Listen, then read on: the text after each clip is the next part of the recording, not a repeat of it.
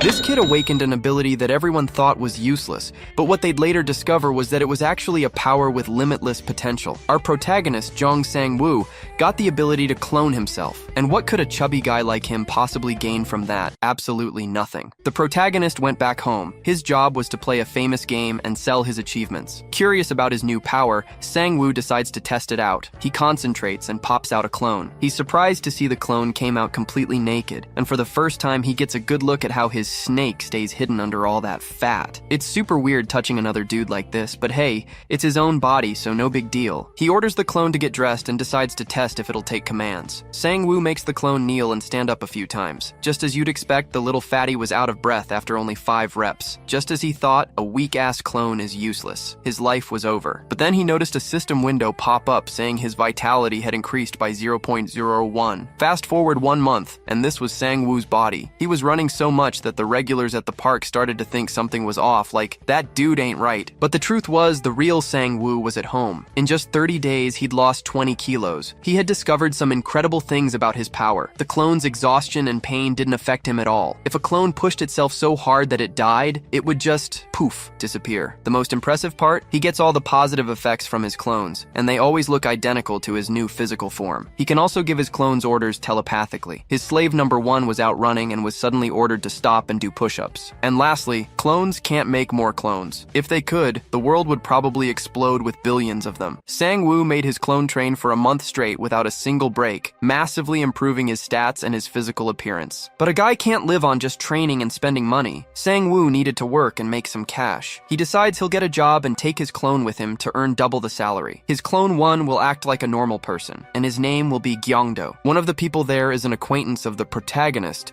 so Sang-woo just tells him he brought a friend along for the job. The acquaintance, Daeokchil, tells them they need to check in at the main building. Sang-woo is nervous. It's his first time doing something like this. This can't be a crime, right? If he's doing double the work, it's only fair he gets double the pay. After a few hours, our boy was getting a real taste of the working man's life. His clone 1 was grinding hard, unlike him. The clone works itself to death, so even when it's exhausted, the damn thing just won't stop, he thinks. It's gonna be a problem if clone 1 just up and dies in front of all these people. I won't get his paycheck after all. By the end of the day, Sang-woo was the one who felt like he was about to die, and his clone was probably wondering if it would become the new original if that happened. Mr. Daeokchil brought a drink for the boys, impressed that such young kids worked so hard. He was amazed to see such dedicated youth. The truth, however, was that Sang-woo wouldn't even be there if his bank account wasn't about to hit 0. The man asked which university our protagonist attended, and after he said it was Gyeongguk, Mr. Daeokchil was even more impressed with the kid. He mused that if his daughter were as smart as Sang-woo, maybe she could get into a top university like that too. Our protagonist then says it's not that hard, really, just a little bit of studying, and she'd be able to do it. In that case, the man offers our boy a new job. He's to become his daughter's tutor and cram knowledge into her head by any means necessary. Daeokchil even offers a great price for it, because of course a father has to do what's best for his children's future. The next day, Sang-woo felt the full body ache of actually exerting himself. If the clones suffer like this, he thought, maybe I should go a little easier on them. He mentally orders his slave number 1 to come home, since it can't work for more than 24 hours straight without getting the police involved. Now that he'd gone easy on his clone, it was time to kick back and grab a bite to eat. After a while, the clone returned home. Sang-woo ordered it to take a shower because it had more work to do. With clone 1 all clean, Sang-woo wanted to try something new. He planned to use a needle to prick the tip of clone 1's finger. The reason? In this world, there are abilities that can be awakened. One of them is regeneration. If he injures himself over and over and lets the body heal each time, he might awaken a high-level regeneration skill. Of course, doing that to himself would be horrible, so the best way is to just hurt the clones. Sang-woo gives a new phone to clone 1. From now on, it has to answer his calls, and while it's at home, it has to be exercising. Sang-woo headed out to upgrade his training regimen and decided to join a gym. His acquaintance ran into him and said he almost didn't recognize him, quipping that there was only half of the old Sang-woo left in that body. Our protagonist replies that he's got a new lifestyle now, and is actually on his way to sign up for a gym. His buddy says it's a huge coincidence. He's also heading to a new gym right now because he heard there's a hot instructor there. He drags Sang-woo along to check it out. The protagonist signs up and does the initial tests, but his real intention is to send his clone here to work out every single day. His so-called friend is the type of guy who screams while lifting weights and loves being the center of attention. The acquaintance's awakened ability is strength, so he's naturally strong with a 2.1 strength stat. While he was figuring out how to use the machines, his real real friend, Deokshil, called to see if he was okay and if he could come over for the first tutoring session with his treasure. Sang-woo headed to the man's house after leaving the gym. By the way, that sleazeball didn't even end up joining because, surprise, there wasn't a hot female instructor there. Sang-woo thinks to himself that he got lucky. Now he doesn't have to worry about that guy bothering his clone one. When he got to Deokshil's house, the noise inside was cranked up high, and when the man suddenly flung the door open, the pain got cranked up pretty high too. At least our protagonist just found out what Deokshil's daughter looks like. Turns out she really is a treasure. Sang scratches his head, looking ahead thoughtfully. Mr. Deokshil is extremely worried, apologizing profusely for the door incident. A caring hand places a small plate with a sliced apple on the table. It's Deokshil's wife. She says she barely recognized the boy because of his weight loss, and he explains that he's been working out a lot since they last saw each other. As he wipes his mouth with a napkin, his gaze shifts to the girl. Miss Haeon looks a bit nervous, her hands resting on her knees. She's blushing and looking down, but she responds when her name is called. As Sang introduces himself, the euphoric parents notice how meek and blushy she is, believing she's taken a liking to the boy. Haeon is very embarrassed because she thinks Sang must have heard her yelling through the door.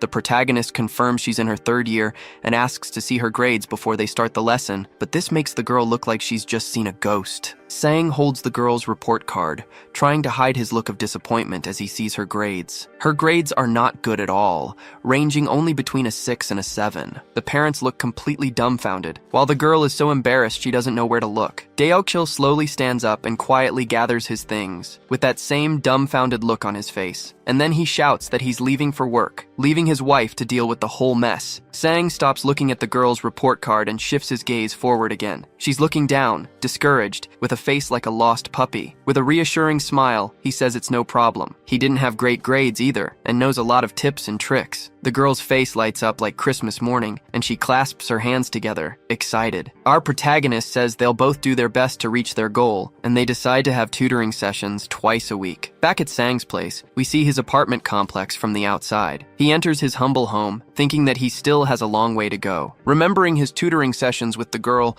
the scenes flash through his mind. Haeon seems very dedicated and hardworking, and she accepts all of her tutor's advice. Putting his coat away, he reflects that it's lucky the girl is smarter than he expected. As he sits down at his computer, he realizes that number one must have gone to work. He reflects that for now, he's given his clone a cell phone, but if the number of clones increases, managing multiple phones will be a huge hassle. Sang starts browsing a site called Hunter Web, which offers dungeon tips, party finders, skill information, and a marketplace for buying and selling. His goal is to search Hunter Web for a skill related to his own. He sees various ads, people looking for skills, scrolls for sale, and other things. And in shock, he does a spit take when he sees a skill being sold for 100 million won. Another telepathic skill is also for sale for the meager sum of 400 million, and he can't hold back the tears. But the boy reflects that if he had that kind of money, he'd rather buy a house than a skill. Leaning his head back in his chair, he lets out a hopeless sigh. For him, it will take a very long time to save up that much money for a skill. He wonders if hunters really make that much. He checks his bank account on his phone, and once again sees how empty it is. Throwing himself onto the bed in disgust, the protagonist feels like he just wants the world to explode. But intrusive thoughts start to creep in, and he wonders if he should become a hunter. News articles about hunters and their magnificent feats start popping up on his screen. He stands up, lost in thought and not quite sure what to do. Sang starts to think that his cloning ability is amazing, and that he shouldn't just let them do manual labor. Grabbing his coat, the determined boy has a new idea in mind. He gets dressed and decides that he's going to try to become a hunter now. His vitality increases. In the 2000s, portals appeared and monsters poured out of them. More than half the population died. It seemed like humanity would be wiped out forever. But in the midst of all the disaster, humans with special powers began to appear. And with them on the front lines, humanity won. And now, in 2023, there are people who hunt the remaining monsters. They are the hunters. Sang is watching an online course that explains how he can get his license and become a hunter. He decides to write down tips on how to pass the hunter test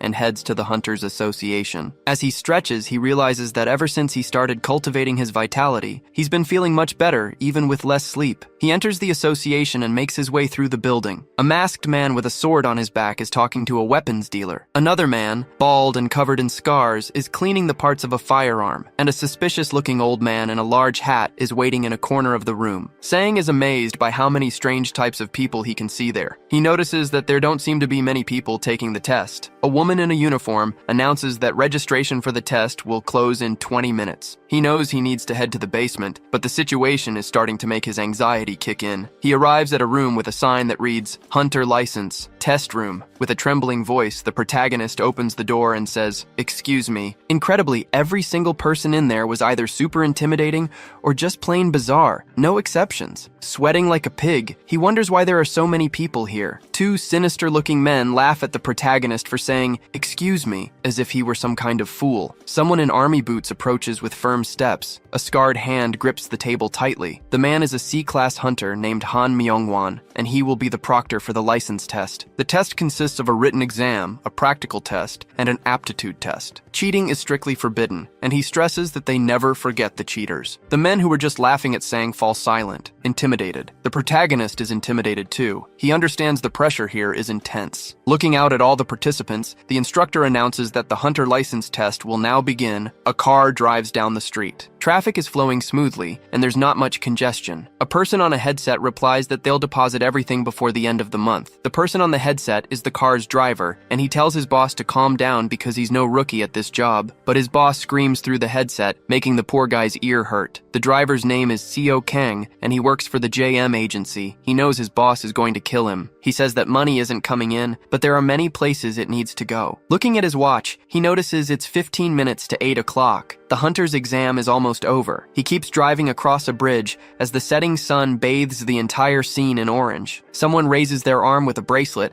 and a status screen announces they've passed the exam. That someone is Sang, who looks confused as he realizes he made it. Everyone told him it was easy, but he never imagined it would be this easy. The written questions were pretty easy, and he only had to memorize a few things. They give you plenty of time to train for the practical test, and the target is super close. And the aptitude test feels more like a middle school ethics quiz, with questions like if he's ever thought about shooting someone. Sang wonders if it's okay for the test to be like this, since this job is all about taking risks and using weapons. As he walks back home, he's deep in thought and looks to the side. Looking up at a tall building, he thinks to himself, it seems like the government really wants them to do this. But with a sigh, he decides it's better not to overthink it. Suddenly, he comes across a group of people, and some men in suits are handing out business cards. The men are very well dressed and groomed, extremely sharp. They smile warmly as they hand the cards to passers-by. Sang wonders if those are people from the guilds, trying to recruit new hunters. And soon, someone approaches him and offers him a card too, congratulating him on passing the exam. The card is from the JM agency, and it has the name Seo Kang Junmo on it. He introduces himself and says that whenever Sang wants to buy an item or find a monster to hunt, they can help him for a small fee. A little awkwardly, the protagonist scratches the back of his neck and thanks him. Then he opens his status screen, and something there really surprises him. He realizes his cloning skill has leveled up. It's now at level 2. And while Junmo is still talking, he suddenly runs off in a hurry, saying he'll call them another time. The poor guy is left there whining and whispers for him not to forget to call. Back at his apartment complex, Sang rushes in from the street. He puts a hand over his face and is making some suspicious sounds. The boy is completely euphoric because now he can make 2 clones at once. His new clone is being created. Just like the first one, it appears in a cloud of smoke. Now there are 3 Sangs, and he says he's counting on the good work of his new clone, number 2. Showing the small card he got from the JM agency, he says that now they are all ready to become hunters. Junmo tosses the remaining cards onto the car seat and says he's finally handed out almost all of them. Adjusting his tie, he's hoping they'll contact him soon. Thoughtfully, he looks at his own reflection in the car window, watching the night. We now see a gigantic building, the Haesong Guild official building, Korea's #1. A document with some highlighted information is lying on a desk. A man drinking from a mug says they need to arrange the payment according to what's on the list. Junmo takes the document and says that's fine, but as he looks over the information more carefully, something worries him. In the total payment field, prices for slime fluid, horned rabbit horn, and troll fluid are listed. Sweating, he holds the paper, a bit confused, and starts to ask a question. He noticed the amount looks weird, but before he can finish his sentence, the other man cuts him off, calling him Junmo. With a mocking look, he asks if it hasn't been a while since he joined Haesong,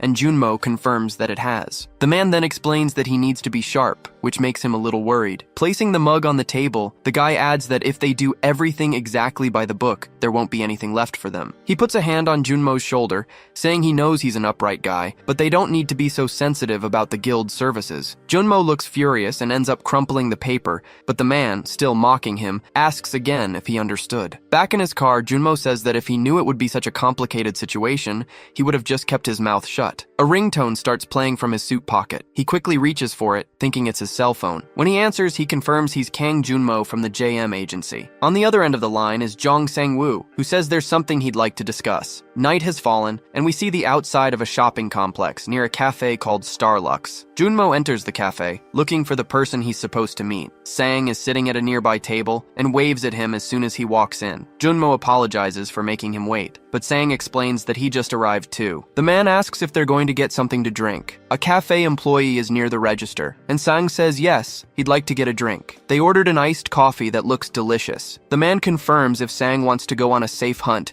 one that even a beginner could handle. Sang says yes, so the man asks what his skill is. With a serious expression, holding his coffee, the protagonist says it's cloning. Placing a hand on his chin, Junmo thinks he's heard of this skill before, one that creates an illusion that can do anything. As Sang chugs his coffee in one gulp, Junmo thinks that for a rookie who makes illusions, it would be physically difficult for him to be useful in a hunt. But he says it's a good skill anyway, and hands over the contract for him to read. The first hunt is recommended to be in slime territory. They aren't dangerous, but when eliminated, they release a toxic gas, so masks will be necessary. Sang uses his phone to take a picture of the contract and says this will be a piece of cake for him. The second would be in the Horned Rabbits area. It's possible to hunt there for long periods, but since they're hard to catch, it'll be tough to make a lot of money. There are other low-class monsters like giant rats, but the two he mentioned before are the only ones where he can guarantee Sang's safety. The protagonist thinks both places sound pretty cool, and he also likes the prices he'll get for the items he collects. And so Sang says he'd like to proceed with that contract. With a friendly smile, Junmo thanks the new hunter, and since he liked both hunting grounds, the man asks if he's decided which one he's going to choose. But with a decisive and cocky move, another one of Sang's hands answers no and stamps the paper. This move startles poor Junmo, and now he realizes he's not just dealing with a copy of the person. He lifts the stamp from the paper, and there's his signature in red. Startled, Junmo looks at the person who just stamped the paper. And now, with two Sangs present, they both declare, "When we said we liked both locations, we meant we're doing both." During another client meeting, a man with a sword on his back and spiky hair talks with Junmo. He says he heard the man's ability is cloning. The man looks like a masked ninja, not showing his full face, and he confirms that it's true. Junmo asks to see his cloning technique, and upon seeing the demonstration, he is amazed by what he has just witnessed. The ninja swordsman sheathes his sword back on his back, and his several other clones surround him, all in a battle stance, ready to attack. But Junmo realizes that something isn't right here, and he gets worried. And the clones created by the ninja lunge forward in a precise sword attack. The blades seem to pierce right through the body of the original ninja, who's sitting in the chair. Poor Junmo covers his face, unable to watch, and begs them to please calm down. With his eyes watering and his heart racing, he looks forward again, and the ninja, now being run through by a fake blade, explains that it's all just an illusion. Nothing is real. Junmo slowly reaches out to touch the sword, but his hand passes right through it, as it can't cause any damage at all. But the clones are perfect for drawing the attention of nearby monsters. That tense situation made Junmo nervous, but now he starts to laugh in relief. And snapping back from his memories, the man now thinks that the cloning ability from that time was definitely an illusion. But this time, he can clearly see the situation is very different. Sang picked up the contracts with his own hands to check the conditions. On top of that, he also drank coffee like a camel dying of thirst. With an extremely worried expression, the man realizes this is his first time seeing an ability like this. Just to test the waters, he decides to ask if they are twins by any chance. This question makes Sang burst out laughing. Pointing to his clone, he says, still cracking up, that it's understandable he would think that. He places a hand on his copy's shoulder to show that it's physical. Sang explains that this guy right here is his clone. Junmo might have confused his ability with someone else's, but this clone is real, and he even adds that he has another copy, but he sent that one to the academy. Junmo is surprised and asks if the clones can also build muscle. The protagonist says yes. If his clone gets stronger, he gets stronger too. It's possible to increase his stats using clones. This makes the man start to think that this ability isn't merely an F-class skill, but has gigantic potential. But getting back to the hunting grounds, Sang has a question for him. He wants to know if it would be a problem for the same person to enter multiple locations at the same time. Junmo explains that entering simultaneously would be difficult because there's a record of a person's entry. With a grim look on his face, the boy knows that if this bureaucracy exists, it would be a huge problem for him. But the charitable Junmo says he will try to talk to the association about it and asks him to come along. Scratching his head, the boy says that's fine, but he won't be able to use the ability until tomorrow afternoon because of the cooldown time. So Junmo asks them to meet in 2 days at the Hunter's Center. With a somewhat suspicious expression, he asks about the contract. And with his stamp in hand,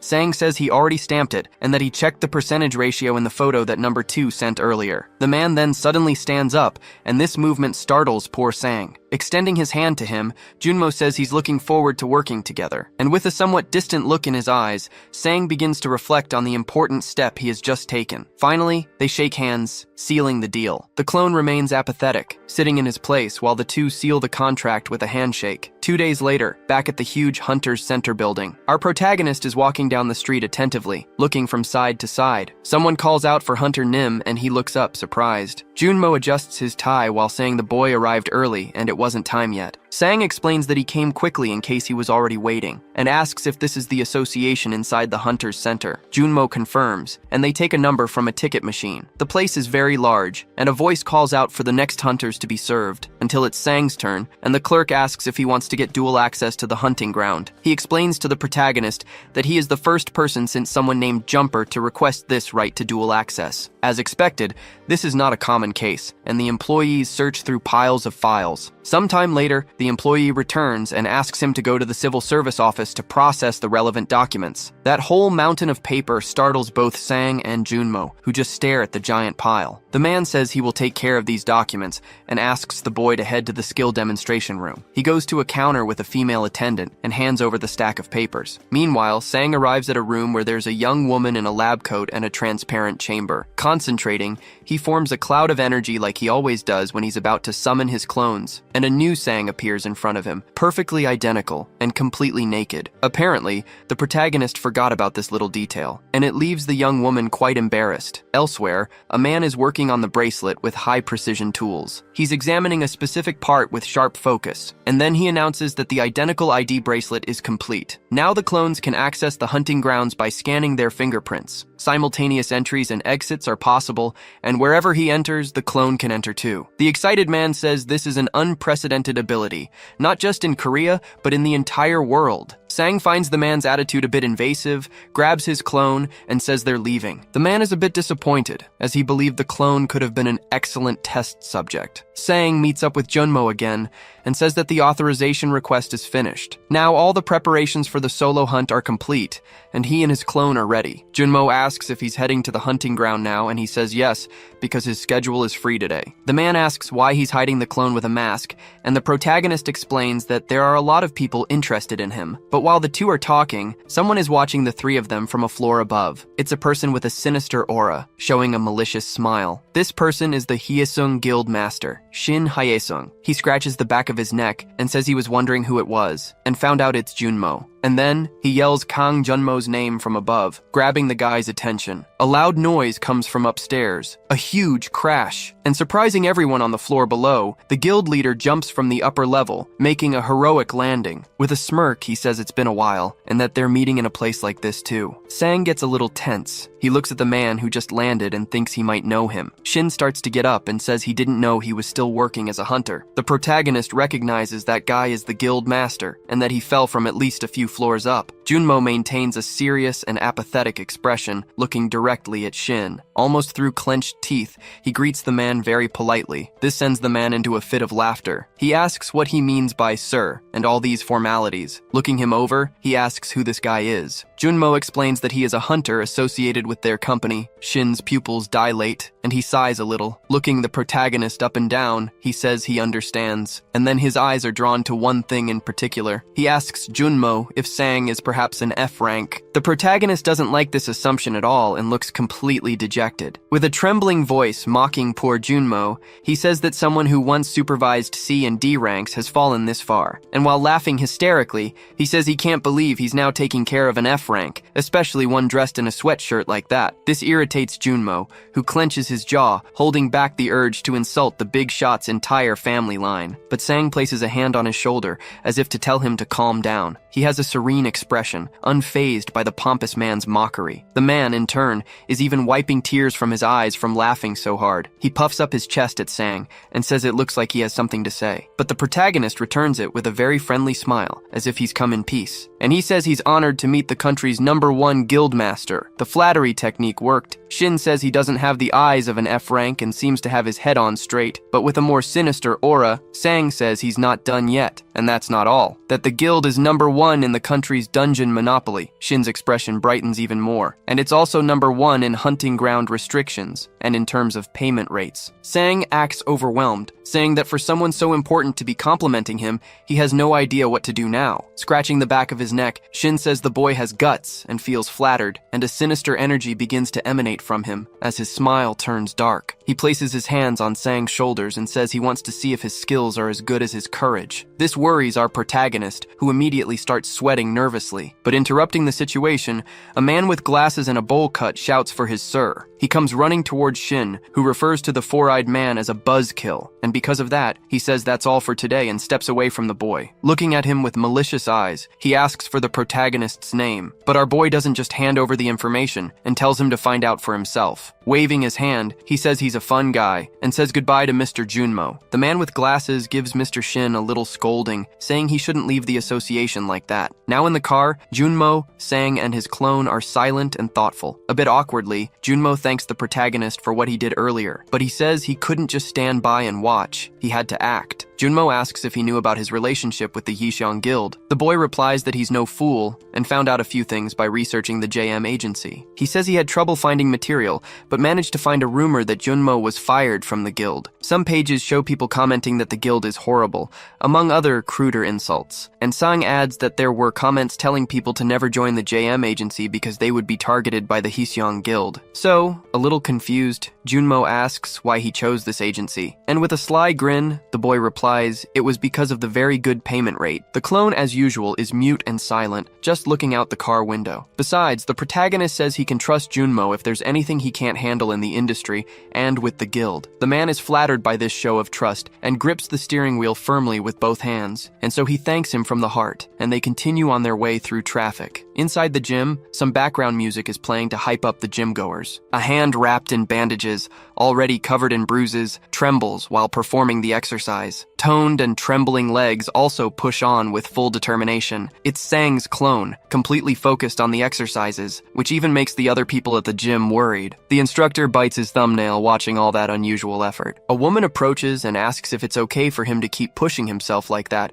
but the instructor explains that he tried to talk to him, but he won't listen. The poor clone looks exhausted but continues to do as ordered until a sound comes from his pocket. Holding the bar firmly with his injured hands, he takes a quick break to check a message on his phone. It's Jong Sang-woo, who asks him to finish his workout, take a shower, and wait in front of the gym at 4 o'clock. The clone then slams a can of a drink in a single gulp and stops his workout. The worried woman says it looks like he's stopped for now, and the instructor breathes a sigh of relief. In a dark cave, you can see some lava slimes crawling on the floor. The slimes are everywhere, from the floor to the walls and even dripping from the cave ceiling. One of them explodes, making a loud noise and releasing a strange gas. A person in a full uniform and a gas mask is holding a hammer. After hitting the slime, they point a type of suction hose at the leftover goo, and this goo is absorbed into a container on their back, already almost full of red liquid. The person in the gas mask walks through a blue portal and heads towards 2 armed guards. The person is none other than Sang, who takes off his mask and breathes a sigh of relief. Junmo asks him how it went, and he says the gas mask is really uncomfortable. Junmo explains that although the slime hunting ground is safe, hunters don't really go there, and the profit isn't great either. Looking at his damaged glove, Sang realizes he probably won't be doing this for long. He has to fill the container and unload it, but no matter how patient a person is, it's hard to endure for more than 6 hours. Junmo says he could last more hours if he had a better gas mask and good quality equipment. Sang is pretty sure he couldn't even stand it for 2 hours, let alone 6, but with a brilliant idea, he points to his clone and asks what what if he went in his place? And without a shred of pity, the boy shoves a gas mask onto the clone's face. He also firmly ties the laces of his combat boots and puts on his gloves to protect his hands from the elements. Proud and full of hope, Sang says goodbye to his clone and wishes good luck to number 2. And without wasting any more time,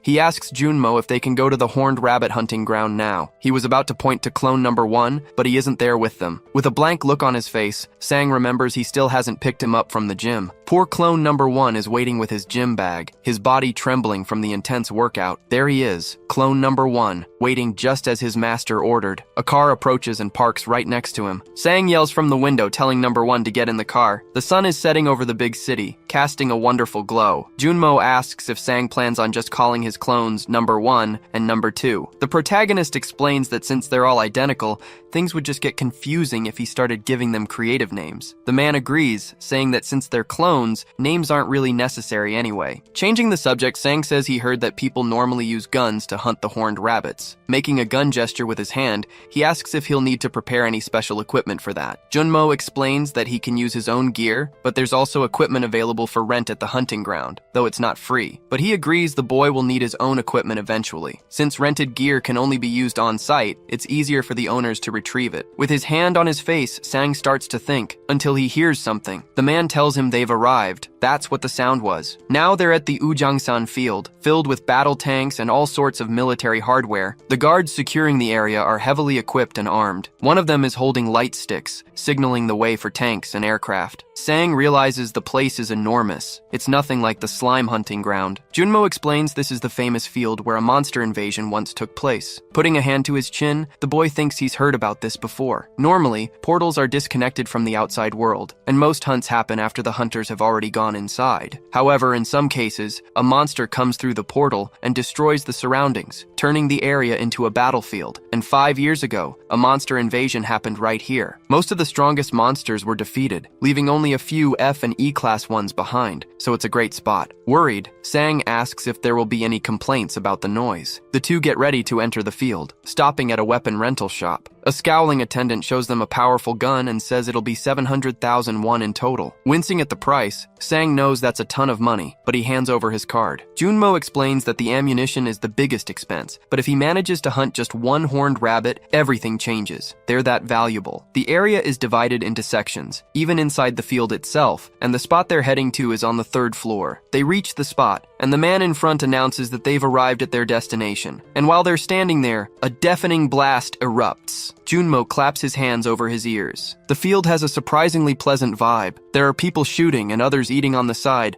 resting and taking a break. A long-haired man smoking a cigarette is holding a gun, complaining that he missed again. And another guy wearing a bucket hat is holding a horned rabbit he just hunted. He already has a few in his bag, the result of a very successful hunt. This impresses our protagonist, who was told that hunting even one is a huge challenge. Sang's spot is number 4, so Junmo points out where the boy needs to go. As they get ready, the man asks if he's confident in his shooting skills. Sang assembles his gun and lets out a smug laugh, asking Junmo who he thinks he is. Getting cocky, he says he only missed 3 shots during his shooting test, but the target back then was much closer. He finishes assembling the gun and says he feels very sorry for the horned rabbits. And to protect his ears from the gunfire, he puts on a pair of earmuffs. As he aims his rifle, he declares that the rabbits won't be able to escape the aim of the eagle eye of Ujangsan. For a moment, Junmo is just glad everyone there is wearing ear protection. The protagonist manages to spot a rabbit standing still in the field. He shouts at the top of his lungs that he found one, and his speed surprises Junmo. Calmly and sharply, he zeroes in on the center of his target. Then, with the utmost care, he squeezes the trigger. As he fires his first shot, he thinks to himself, the hunt begins now. 3 hours later, night has fallen over the hunting ground, and the sky is dark. Our protagonist looks like he's seen a ghost, his eyes wide with shock. He didn't manage to land a single shot, and he's devastated. Utterly disappointed, he slumps into his chair and says that it makes sense. He felt like his aim was perfectly fine. But the rabbits have very long ears and extremely sharp hearing, so they can detect the shot before it even arrives, and given the distance from the tower to the field, they have time to escape. Frustrated, Sang explains that the moment he tried to fire, the horned rabbit bolted. Agent Junmo also had to leave because it was getting late. Unfortunately, he didn't even make back the money he spent on ammo. Junmo. He wonders if he should just call it a day. He calls out for number 1, who promptly answers his master. Sang orders him to hunt the rabbits with the gun. Whenever he catches one, he's to send Sang a message. And if he runs out of bullets, he should call. Disappointed, the poor protagonist sighs, hating that he has to resort to this. And so he decides to head home since his day is over. Back in the comfort of his home, he's in bed looking at his status screen. He notices small increases in his mana, which are happening because number 2 is hunting slimes very effectively. Opening his overall status window, he sees the significant boosts taking place. His stats are increasing constantly, but something is worrying him. He remembers what happened earlier with the leader of the Hisung Guild, who almost got him into serious trouble. Closing his eyes and trying to calm down, he knows he still has a long way to go. The boy is starting to get sleepy. He yawns after such an eventful day, but he can't stop thinking about those pesky little rabbits that managed to get away from him. Sang's eyes snap open again, finding it hard to relax. He just hopes number 1 can catch at least one horned rabbit to make the investment in the gun worthwhile. Finally, he turns over in bed and seems to be drifting off to sleep, but then his phone screen lights up, and a few message notifications pop up on the screen in the middle of the night. Among the 46 unread messages,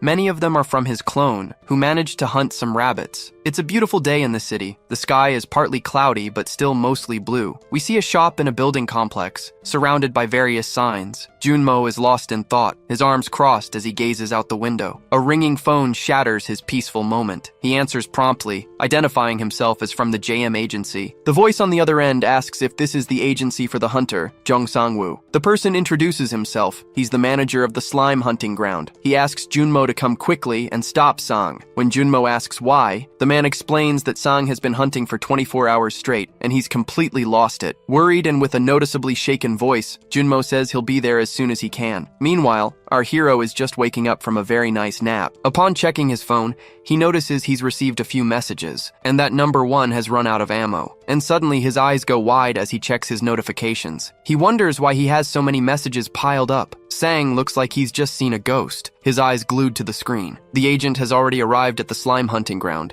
and he's also wearing the same shocked expression. Huge tanks of slime liquid are completely full. The hunt was extremely successful. The man wonders how he was able to fill all these storage containers in just one day. The other soldiers approach a masked man, seemingly worried about him. A red liquid starts to drip from the man's mask. Junmo takes out his cell phone and makes a call, thinking this is really not the time for this. On the other end of the line, Sang answers the phone. Frantically, the agent tells him his clone filled all the containers, and they're about to clear everything out, so he needs to order the clone to stop hunting. Sang is happy to hear this. But then he asks if the cleaners can also head over to Ujangsan, and Junmo asks what he means by that. And then we see it, a massive mountain of hunted horned rabbits at the location. The protagonist explains that the monster carcasses are blocking everyone's way. A man there says he can't even count the number of rabbits. Everyone is shocked. Another person whispers that no one would notice if he took one. Clone number 1 is sitting at his post, wearing a cap and mask like any other man, but with his hands dirty from all the hunting. Then, a man in a suit approaches him, holding out a business card. He says the clone has shown incredible skills. The card has information for the Brown Bear Guild. The leader is Kim Byung-sik. And before the clone can accept the card, the man asks if he's already part of a guild, but the clone remains completely silent, ignoring the man's questions. Shaking with nervousness, the man in the suit tries to stay calm, knowing that most talented people are a bit weird. Another man in a suit nearby crosses his arms and just says, "No, no." A line of men in suits is right next to them, and they've all tried to talk to the clone, but he says nothing. Then he realizes they are all recruiters from major guilds. While the men in suits are talking, Sang approaches the clone and hands him a small green box, and in a low voice, he tells him it's more ammo. Still whispering, he tells the clone to keep hunting, and if the agent shows up, to let him handle the carcasses. The protagonist pats his clone on the shoulder, praising him and saying, "That was really good." And for the first time, we see some kind of emotion from the clone. He looks genuinely happy to receive a compliment. And without further delay, he reloads his weapon with more ammo and gets ready for more. Everyone around is stunned to see him getting ready to hunt again. But many there are eager and curious to see how this mysterious man operates. Some even start filming. Far from there, Sang starts to think that he might have underestimated what his clones are capable of. Right now, the clones are receiving 50% of his stats, which means they can do 50% of what Sang can. But their ability to act like machines, without any hesitation and with immense concentration, are huge advantages. The protagonist is lost in thought about the advantages of his clones,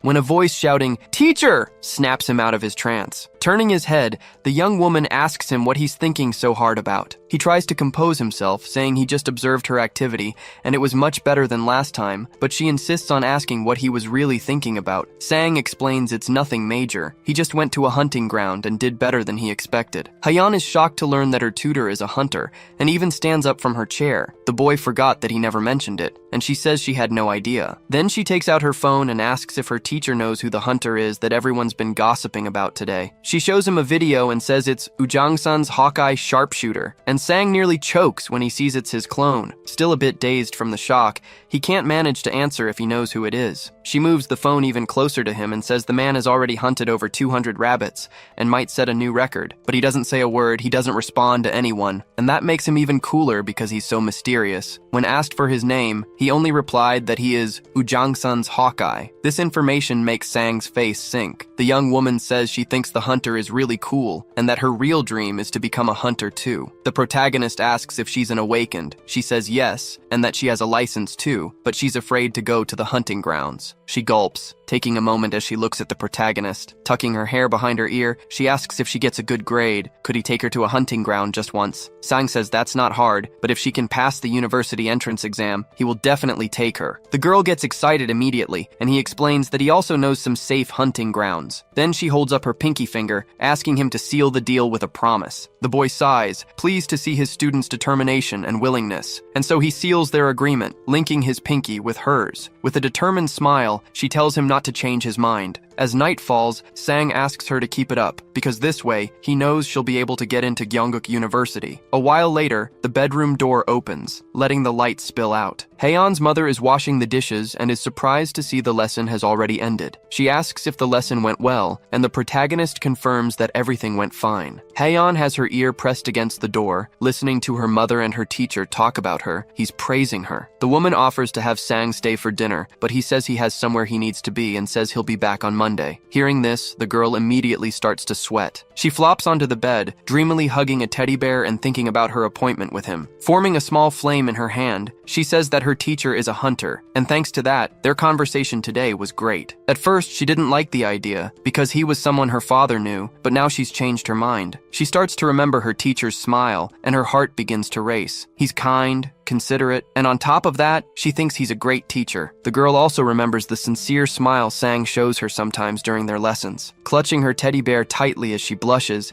she thinks that he's pretty cute too. But suddenly the girl's expression changes. She turns red and sighs. She sits down in her chair with a more serious and determined posture and decides to study harder. The night is calm and quiet. The sky is completely dark, and our protagonist is at the hunter base. He's in an elevator, wondering if the carcass collection is over yet. Junmo is already there waiting and is surprised to see the protagonist. Seeing his agent, Sang asks if he was there too. Nearby, several men are carrying boxes. Junmo explains that he was checking on the collection process and asks where Sang was. Sang explains that he was working as a tutor. A man carries a large, horned rabbit on his back. The agent says he's called collection teams to many fields before, but this is the first time he's ever called such a large number of carcass collection teams just for horned rabbits. The total was 352, and collecting all of them requires a lot of people. Several men are working on it right there. Junmo asks if Sang has checked the payment he sent, but Sang says he hasn't seen it yet and will check it now. And suddenly, that once meager bank account is now stuffed with cash. This leaves Sang with a look on his face like he just won the lottery jackpot. With sweat on his face, he asks if it's really supposed to be that much money. Junmo explains that his skills surpassed F rank, so he adjusted the payment to the 83% rate used for E rank hunters. Feeling grateful, Sang says he's not E rank yet, but he thanks him profusely for it. Someone standing near their conversation calls out to them. Sang, the clone, and Junmo all look in the direction of the person who called out to them. The man looks tough, has a scar on his face, and rudely asks if Junmo is his manager, and he points to the clone, who is still wearing his little cap and mask. The agent steps in front of the clone and asks who's asking. He says he's a hunter whose prey was stolen, and he does not look happy about it. All the rabbits he was targeting were stolen by the clone, so he says today's entire hunt should be credited to him. Placing a hand on the back of his neck,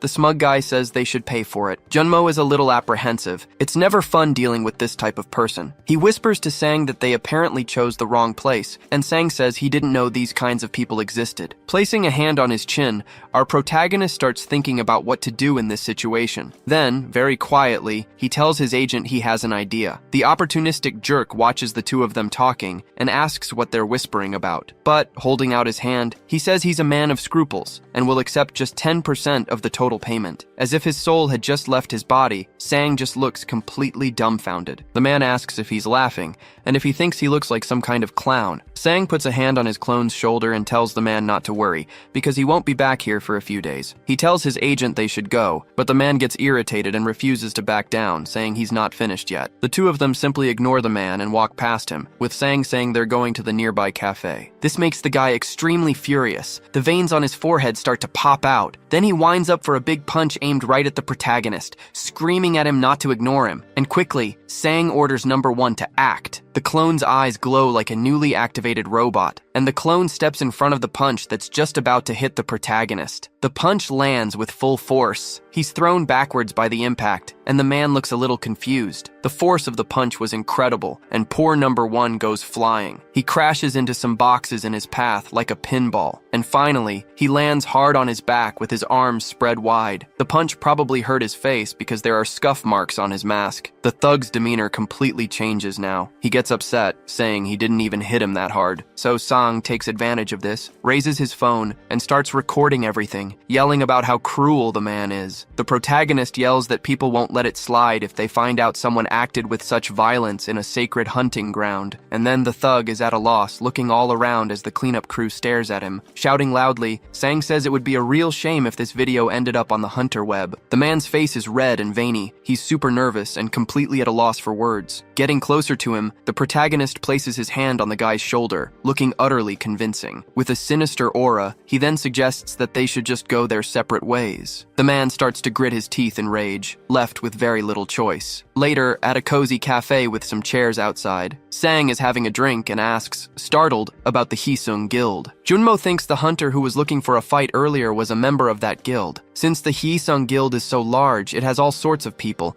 including those brawling scumbags. While the clone chugs his drink in a single gulp, Sang asks how the agent knew the guy was from that guild. Junmo explains that from the moment he walked in, the man wouldn't stop giving him a sinister stare, and he believes that can only be the work of the Hisung Guild. Sang says it might be a matter of revenge. They might have done it thinking that Sang's clone was another hunter contracted with the JM agency. The agent admits that the JM agency's hunters don't last long and leave quickly, with only a few F ranks left. And even now, poor Yunmo can't guarantee there won't be more sabotage from Hisung. But confidently, our boy says he already knew about all of that, and still agreed to join them. This doesn't reassure the poor agent much, but he understands. Sang says he won't let those scoundrels threaten him like this, and he adds that he has a plan to get stronger, really fast. The boy continues chatting with his colleague, and the man seems impressed because the kid is pretty sharp. Their conversation goes on for a while, time passes, and they enjoy themselves at the cafe. And after a long discussion, the boy asks what the man thinks of his idea. With a somewhat stunned expression, Junmo says he'd never thought of it that way. He jots it down in his little notebook and asks if 2 o'clock tomorrow afternoon would work. And the agreed-upon location will be the giant Hunter's Market, a beautiful building. The Hunter's Market is a gigantic building with colorful floors and everything a hunter could ever want. It deals in equipment, weapons, and has been active since the very beginning. Everyone does their shopping there. However, a type of department store entered the market and took over most of this industry. Since they had every piece of equipment a hunter could possibly want, Sang is trying on some awesome armor. That armor is made of titanium and protects against E-class monsters. Wearing the suit, our protagonist says it's very comfortable and light, and he loved it. On top of that, it also has a dagger strategically placed at his side. Drawing a sharp blade from it, the boy says that since he'll be using weapons, this is a great feature. So he asks for 2 more sets identical to the armor he's wearing, and the seller quickly agrees. The boy leaves loaded with merchandise. He has the power of money now. Junmo remembers that he also needed some skills. He's looking for a familiar skill, but he doesn't know if they'll be able to find it in this market. The agent tells them to check out a store called Heritage. This shop has several interesting items that look like those crystal balls witches use. The two start looking through the display cases for what our boy wants, until Sang finally finds what he was looking for, in a blue orb. The skill is called Familiar, and it allows the hunter to share their senses with their summons and pets. And besides enabling many things, it also costs a fortune. Wondering if he really needed 2 kidneys, or if it was worth selling one to buy the skill, the boy puts his hand on his face. With a shameless look, he asks his agent for an advance. Poor Junmo gets tears in his eyes but says he can try to lend him 50 million won. Sang thanks him and says he can figure out the rest of the amount with a few installments. But despite risking his credit, the boy has a lot of faith that the skill will be useful, and with its help, they can get the money back in no time. So the two buy the expensive little orb, and he takes it to another location. Our boy starts to read the instruction manual for the device. There are 2 rules on how to activate the skill, for mana users and non-users. Since he doesn't know how to use mana, he uses a small remote to turn the thing on, and he places his hand very close to it, so it's in contact with his body. He's a little apprehensive about whether this will work and trembles slightly, and squeezing his eyes shut, he decides to press the button on the remote. An orange light begins to pour out of the orb, illuminating the entire room. The light expands so much that it forms a huge explosion, and then the notification screen pops up,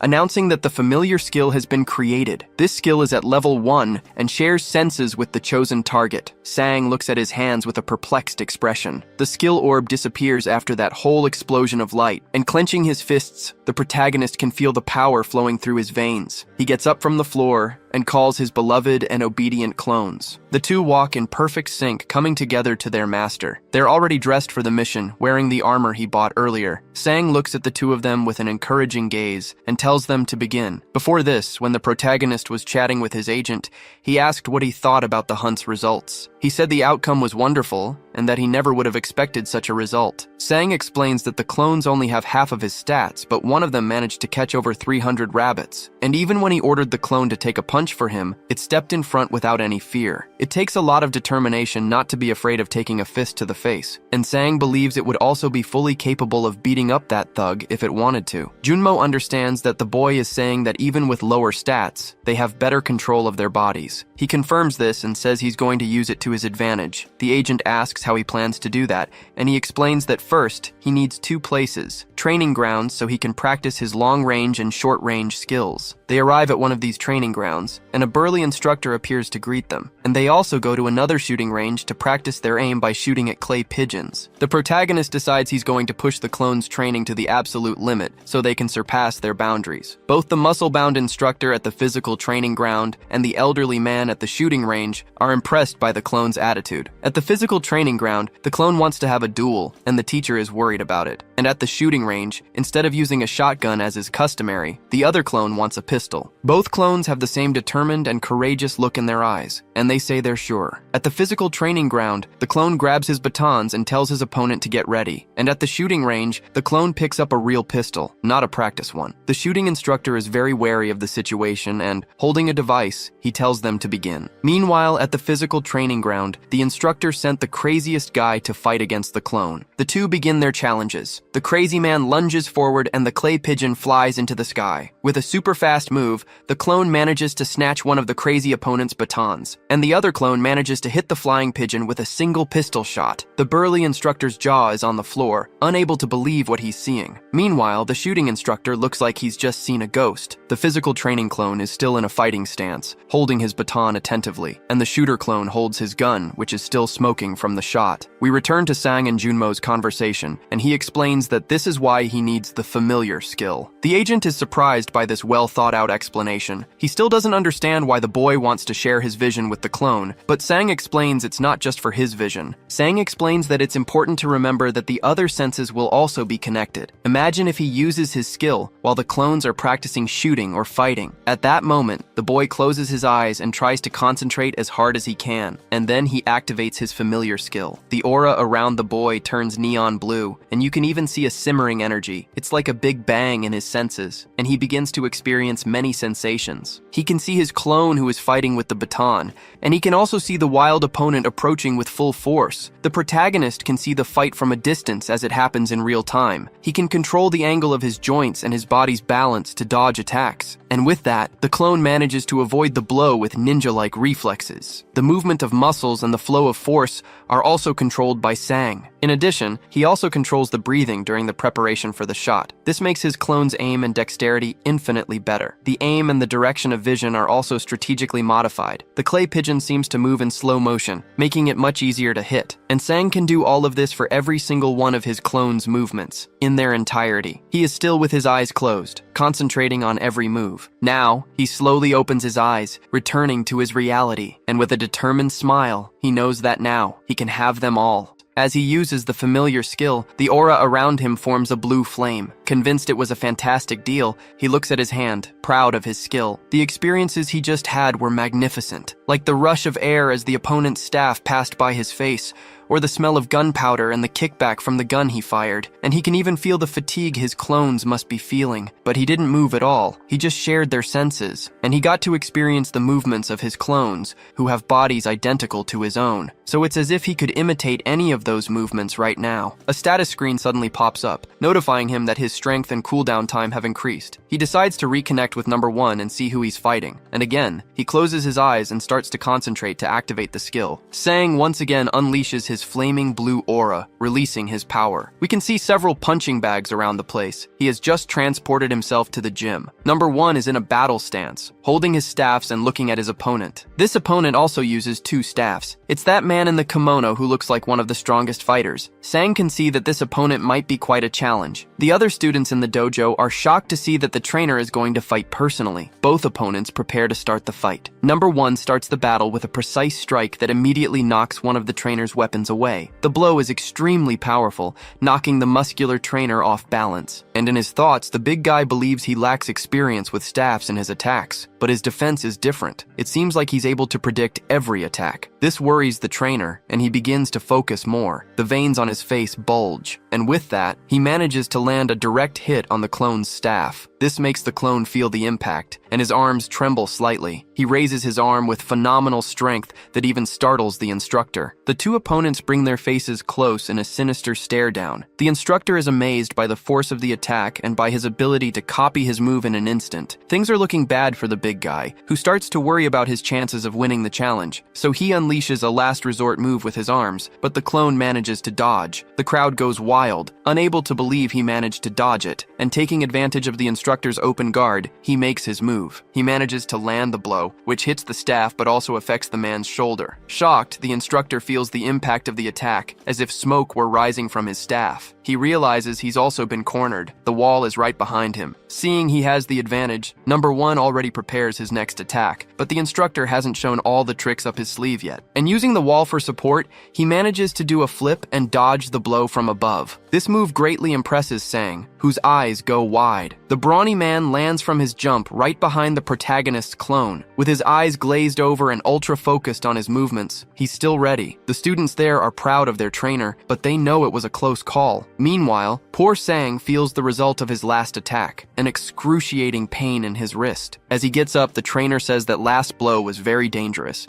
He asks number 1 if he still wants to continue. Through his thoughts, Sang asks his clone if he's okay, and the copy lowers his head, his face hidden by his cap. In an extraordinary leap, he performs the exact same move as the trainer, using the wall for momentum. This leaves the other students present completely speechless, and the trainer too, who doesn't even know where to look. Sang speaks with his clone again through his thoughts, asking if he's going to continue. Number 1 finishes his jump exactly as the trainer did, with a successful landing, and holding his staff close to his face, he politely asks to go again. Smiling, the trainer accepts the challenge, preparing his staffs. Sang has seen enough there and decides to switch to number 2. A blue aura forms around the clone, activating the skill. The target was shattered in mid-air, turning into tiny fragments. A blonde, well-dressed man laughs and asks if his darling saw that. A woman with long black hair claps and says she did, calling him dear. Sang prefers to stay quiet so as not to offend anyone, but he finds the whole scene pretty cringy. He realizes number 2 is so zoned in that he's even shooting at the targets of the people next to him. He decides to let it go and just focus on the shot. The well-dressed man asks for more targets. Now it's number 2's turn, and he gets into position at the shooting range. Sang makes sure his upper body is stable and readies his aim. He knows he needs to keep his body still and just pivot, following the target's trajectory. And then, when the sight and the supposed trajectory line up, he'll prepare to pull the trigger. And just like that, the clay pigeon shatters into pieces. Another point for our skilled marksman. The gun releases a puff of smoke after the shot. Number 2 is still observing the result of his skillful shot. Sang tells him to always remember every single detail. With a determined and ready gaze, shooter number 2 is on fire. The sky is already turning orange as the sun begins to set. Sang is focused, his flaming blue aura indicating that he's using his familiar skill. He opens his eyes with a serious, unfriendly expression. The boy is completely drained, as switching between number 1 and number 2 is taking a huge toll on him. Looking at his own hand, he starts to see everything spin. His mana has run out and he's starting to feel very dizzy. Now it's time to rest. Now the protagonist is sitting on a bench. The clone's movements are pretty wild. Since they don't feel fear or hesitation, they just charge forward. Next time, he wants to go with them to test what might happen if he tries it himself. Someone approaches the spot where Sang is sitting. A very familiar girl with purple hair passes by. It's Hayoung, and she recognizes him and immediately calls out to him. The protagonist is surprised to run into her there by chance. Worried, he asks her what she's doing there so late at night, and she explains she was at the library. He's suspicious of her, but she angrily says she was doing her homework. A few strange men are watching them. A strange, tough-looking man smokes a cigarette while asking if this is the guy the other one was talking about. The three of them look like they're straight out of a mob movie, all with the faces of gangsters. Someone is on the phone, and the voice on the other end of the line asks if he just let Kang Junmo go. It's the man who was trying to bribe Sang earlier, and terrified, he says he was trying to intimidate him, but someone there was filming. The voice on the phone yells, asking if the incident was filmed, but then he tells him to forget about it, say nothing, and not even go anywhere near the Ujangsan field. The voice adds that even if something happens, he is to say it has nothing to do with the Hisung Guild, and finally he tells him to pretend he's just a street thug, and hangs up. The man gets pissed off and throws his phone against the wall with all his might, cursing the person on the other end of the line. Filled with rage, he stomps on the phone on the ground, still screaming all sorts of curses like a madman. While mercilessly stomping on the device, he asks if the guy knows who he's dealing with. But while he's throwing his tantrum, a voice behind him asks why he's so angry. It's Gyun Seok Hyung, a big, mean-looking guy, accompanied by a man with long, straight hair. The big guy's smile is sinister, and he seems like a very dangerous person. There are some cigarette butts on the ground. What a dump. The three of them are so weird and intimidating that people passing by prefer to walk around them. Hyung calls the guy Kid and says he knew this would happen when he joined the country's #1 guild. Shaking in his boots, he asks if there's still work for him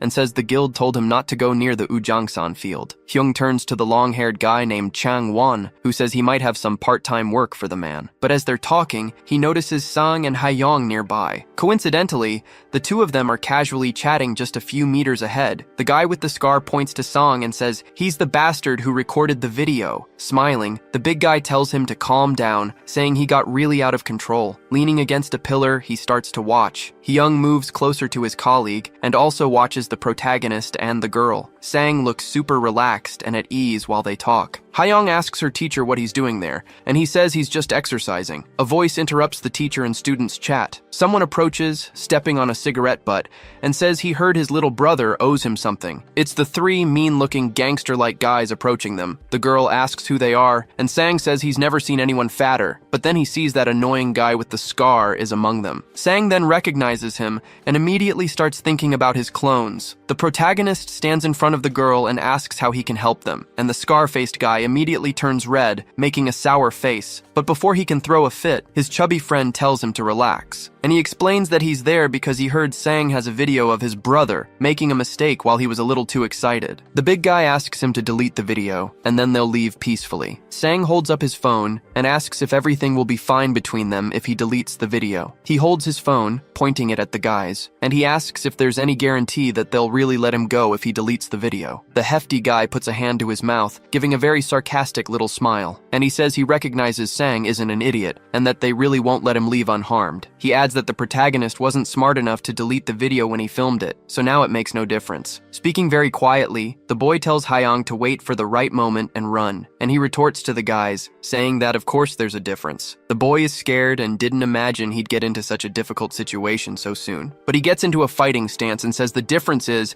that he's going to beat the crap out of all three of them. Hyung laughs and admires the young man's confidence as Changwon runs towards him, and the big oaf orders his goons to give Sang a little pat. The protagonist manages to dodge the first blow, but it's 2 against 1, and it won't be easy, and the long-haired guy manages to land a blow right on the poor boy's head. Meanwhile, the other guy lands a solid kick on him. Feeling the impact of the blows, our protagonist is in serious trouble. Before he can recover, another punch hits his chin hard. Extremely worried, Hayoung yells for her teacher, unable to help him. The boy falls to the ground after being hit by so many attacks. He's badly hurt and realizes things aren't going so well in his first fight. The brave girl stands in front of him, and at her fingertips, a light begins to charge up. The light takes the shape of a ball in her hand, and she yells for the three of them to stay back. Getting up with difficulty, Sang looks at his student who is trying to defend him, but then he watches more closely and notices something that worries him. The young lady is trying, but she's trembling a lot. The two gangsters realize she's an awakened and aren't too happy about it. The huge guy shoves the other two aside and asks if they're scared of a little high school girl. And he confronts the girl, asking what will happen if they don't back off. The big guy shows no mercy and gets closer to her,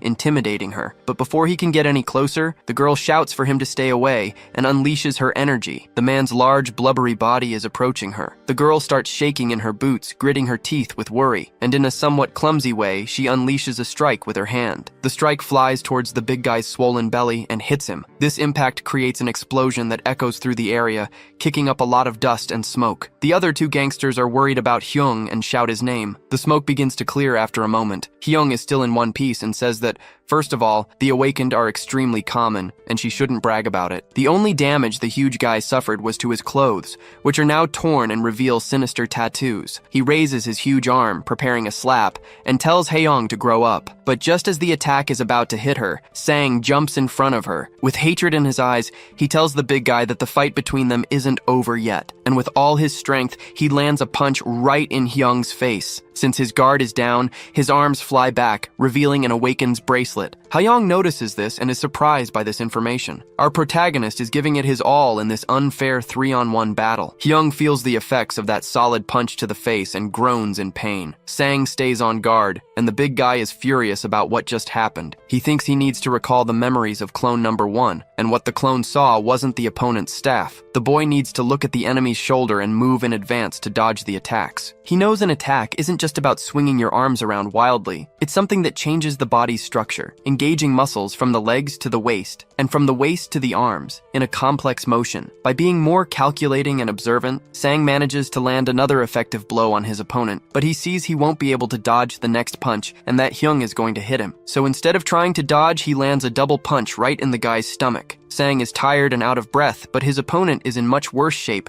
writhing in pain. The protagonist's face is a bit swollen from the hits he took earlier. Wiping his thumb across his disgusting, greasy lips, Hyung says the kid knows how to fight, and now, with his eyes glowing red, he says he was hesitant to hit someone who doesn't even know how to throw a punch. Sang is still feeling the pain from the last attack, but he holds his ground. He realizes he managed to hit him last time, but the guy is really strong. He wonders if he has some kind of strength-enhancing skill. Knowing this, he thinks it's best not to let him land a single hit. The big guy charges forward with an evil smile on his face. Sang uses his agility and quick thinking to punch him before he can get close enough. The punch landed square on the big guy's face. With a swollen and bruised face, Hyung isn't happy about this and curses at the protagonist. He then swings his arms toward the boy, trying to hit him no matter what. Sang manages to jump out of the way and hits him again. He knows he needs to land a powerful blow to cause significant damage. As soon as he lands, the large man prepares to punch him again, but Sang doesn't miss a beat and punches the big guy's large face once more. Chang-won is nearby, still crouched on the ground, watching everything and cheering for his partner. The protagonist is so concentrated he can't see anything else. He's 100% focused on the battle. Absolutely furious, Hyung can't stand taking more punches to the face and starts drooling with rage. His body begins to turn redder, and his tattoos seem to stand out even more. The arm he's preparing to punch with seems to have grown in size, and he's about to strike Sang. Our boy knows this next blow will be extremely powerful and he has to dodge it. But to his surprise, a treacherous hand grabs his foot as he prepares to move. He looks down and sees it's Chang-won, cowardly holding his foot so he can't dodge. Now the boy is in a tough spot. He won't be able to jump or get his body completely out of the way. And the giant unloads all his rage in a tremendous punch right into Sang's stomach. He suffers immensely from this attack, as if a rhinoceros had gored him in the gut. Haeyeon is devastated. She screams, "No!" as her eyes widen with worry. This attack sends our boy flying back into a nearby wall. He crouches down and clutches his stomach, struggling to breathe, but it's incredibly hard hard to draw a breath. The blow was just too powerful. Trying to stay calm, he knows he needs to regulate his breathing. His eyes remain locked on his opponent. He refuses to be defeated. But Hyung isn't done yet, and he readies another strike with his giant arm. The impact is tremendous, and a cloud of black smoke suddenly rises. But it's Hyung who's suffering the consequences of the impact. His eyes turn white, and he gasps for air. Sang looks at his opponent, not quite understanding what's happening. And the one responsible for this is Haeyeon, who stands in a combat stance with her hand raised. The other two thugs are on the ground, cursing at the girl because no one expected this. She turns to them, and they scream that she should have left and that she's an idiot. But out of nowhere, the clones appear and start attacking the two cheaters. The girl is surprised, but also very relieved. One of the clones is right next to her. He's wearing a mask. Hyung gets distracted by the sound of the fight behind him and looks back to see what's going on. But Sang calls for the big guy's attention. He wipes the cut on his face and says he can finally breathe properly now. The bulky guy charges at the protagonist with hatred in his eyes. And our boy looks very confident at this moment. He uses the same technique he used against the instructor in the training field, using the wall as a foothold to dodge. As he comes back down, he passes the big guy and thanks him for serving as a practice dummy. And with the momentum he gained, he delivers a phenomenal kick right to the giant's head. After that elaborate move, Sang sits on the floor, panting and exhausted, but he's in much better shape than the big guy, who's completely broken on the ground. His friends aren't in a much better situation either. A status screen pops up, and Sang has gained muscular strength, speed, stamina, and dexterity. Furthermore, his cloning ability has temporarily leveled up. He can now make 3 clones. With his face all beaten up, our boy laughs when he sees he's gotten stronger, and as soon as he relaxes a bit, his body gives out, and he lies down on the floor. The 2 clones and Haeyeon come running to see if he's okay, but Sang is smiling, feeling victorious. Later that night, the city is all lit up by streetlights and houses. Haeyeon's hand is bandaged,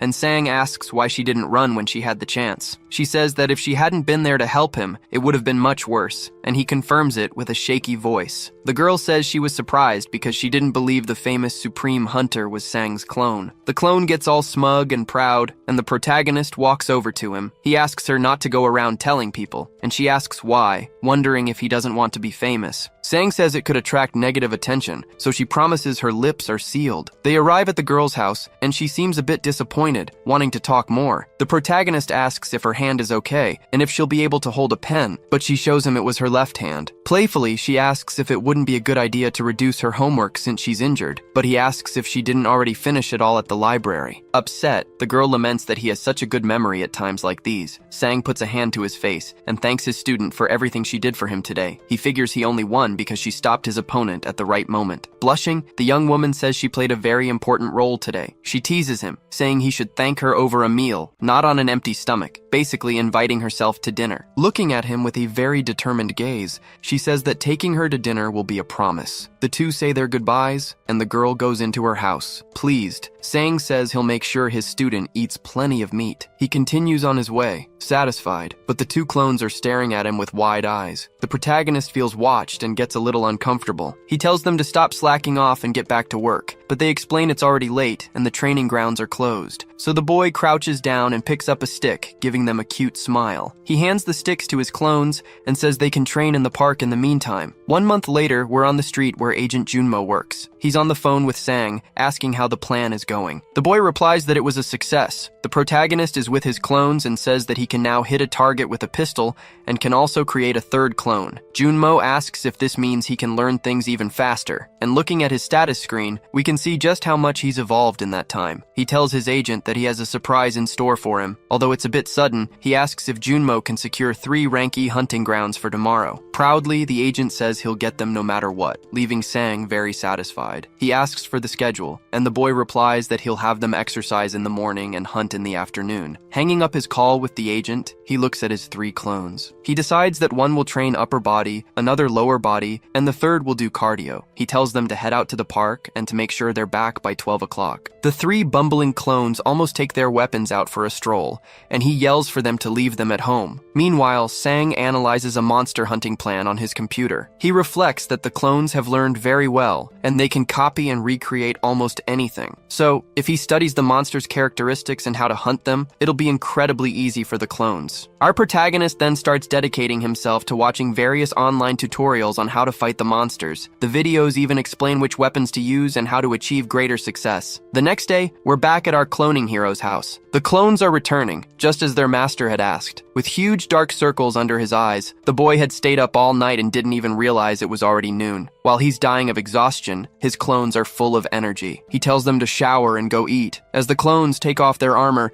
he thinks about the various monsters he has already researched. He decides to analyze each one's hunting progress and learn about mana during the break. Sang gets a message from his agent, who says he'll be at his house in 10 minutes. The clones are stuffing their faces when he tells them they need to get ready after they finish eating. The agent and the boy meet at the entrance of the building, as planned. The three clones, prepared like this, give off a frightening aura that both Junmo and Sang notice. The efficient agent managed to secure 3 training grounds, all located close to each other. Our protagonist thanks him and asks him to look after the clones because this time, he isn't going. He decides to participate using his familiar skill and is going to train his mana breathing technique. The car starts, and they are ready to begin the mission. Sang puts his hands on his hips, ready to start doing his part. The boy puts on some background music with instructions to help him concentrate better. He breathes slowly, performing all his movements with great caution. Sitting in a cross-legged position, a blue aura surrounds him, and he is completely focused. The instructions say it's good to remember what he feels when he uses his skill, and he starts to focus on that. He remembers that when he used the familiar skill, it felt as if energy was leaving his body. With his eyes closed, he breathes and feels the energy circulating through his body. His breathing is completely controlled, following the voice from the audio instructions. Then, he starts to feel something different in his chest. It's as if all the energy is concentrated in the center of his body, flowing slowly. His body is like a universe, filled with infinite constellations of power. Abruptly, he opens his eyes, feeling this entire sensation, and then a status window pops up. He has received the meditation skill, which increases mana recovery. Meanwhile, in a hunting ground, a wounded man is crawling on the floor, surrounded by several dead monsters. The warrior is badly injured and doesn't understand how such a strong monster could be in a rank E dungeon. A creature with extremely sharp teeth is chewing on the remains of an alien fish. The wounded man says he needs to report this to the authorities urgently. This monster seems to be far stronger than what this area should allow. In desperation, the man looks at the reflection on his bracelet, and he realizes there's a monster's shadow right behind him. The cursed creature closes in fast, ready to end the poor man's life. A terrifying scream can be heard, even from outside the dungeon. Junmo's car door opens. He arrives at the last hunting ground he was able to find for the clones. The agent explains that this location has alien fish, and they're known for their powerful jaws. One of the clones closes the car door, and Junmo tells him to be careful during the hunt. He pulls out his cell phone and informs Sang that he has dropped all 3 off at their respective locations. Excited, Junmo thinks that the fact that someone can hunt in 3 different places at once is truly extraordinary. And depending on the results of this hunt, the hunter industry might start to cause a stir. Meanwhile, back at Sang's house, he's feeling pretty smug because he's already obtained the mana breathing skill. But he soon makes a sad puppy face when he discovers that mana breathing and meditation are different skills. Scratching the back of his neck, he figures it's harder to get the mana breathing skill. And then, he grabs his phone and sees the agent's message, letting him know the clones have arrived. Focusing, he decides to use his familiar skill to see how the clones are doing. We see a giant rat get hit right in its huge teeth. The sight startles our protagonist, who can't help but let out a scream. It's clone number 1, who was hunting this absolutely disgusting rat. Apparently, there haven't been any problems with the hunt so far. The guides were a big help. Other disgusting rats come rushing forward. Sang decides to watch and see if the guides were really useful. He remembers what he watched in the tutorial, that rats are one of the most annoying rank F monsters. The man explaining about the rats says he suggests hunting them in groups. But when you have no choice but to go alone,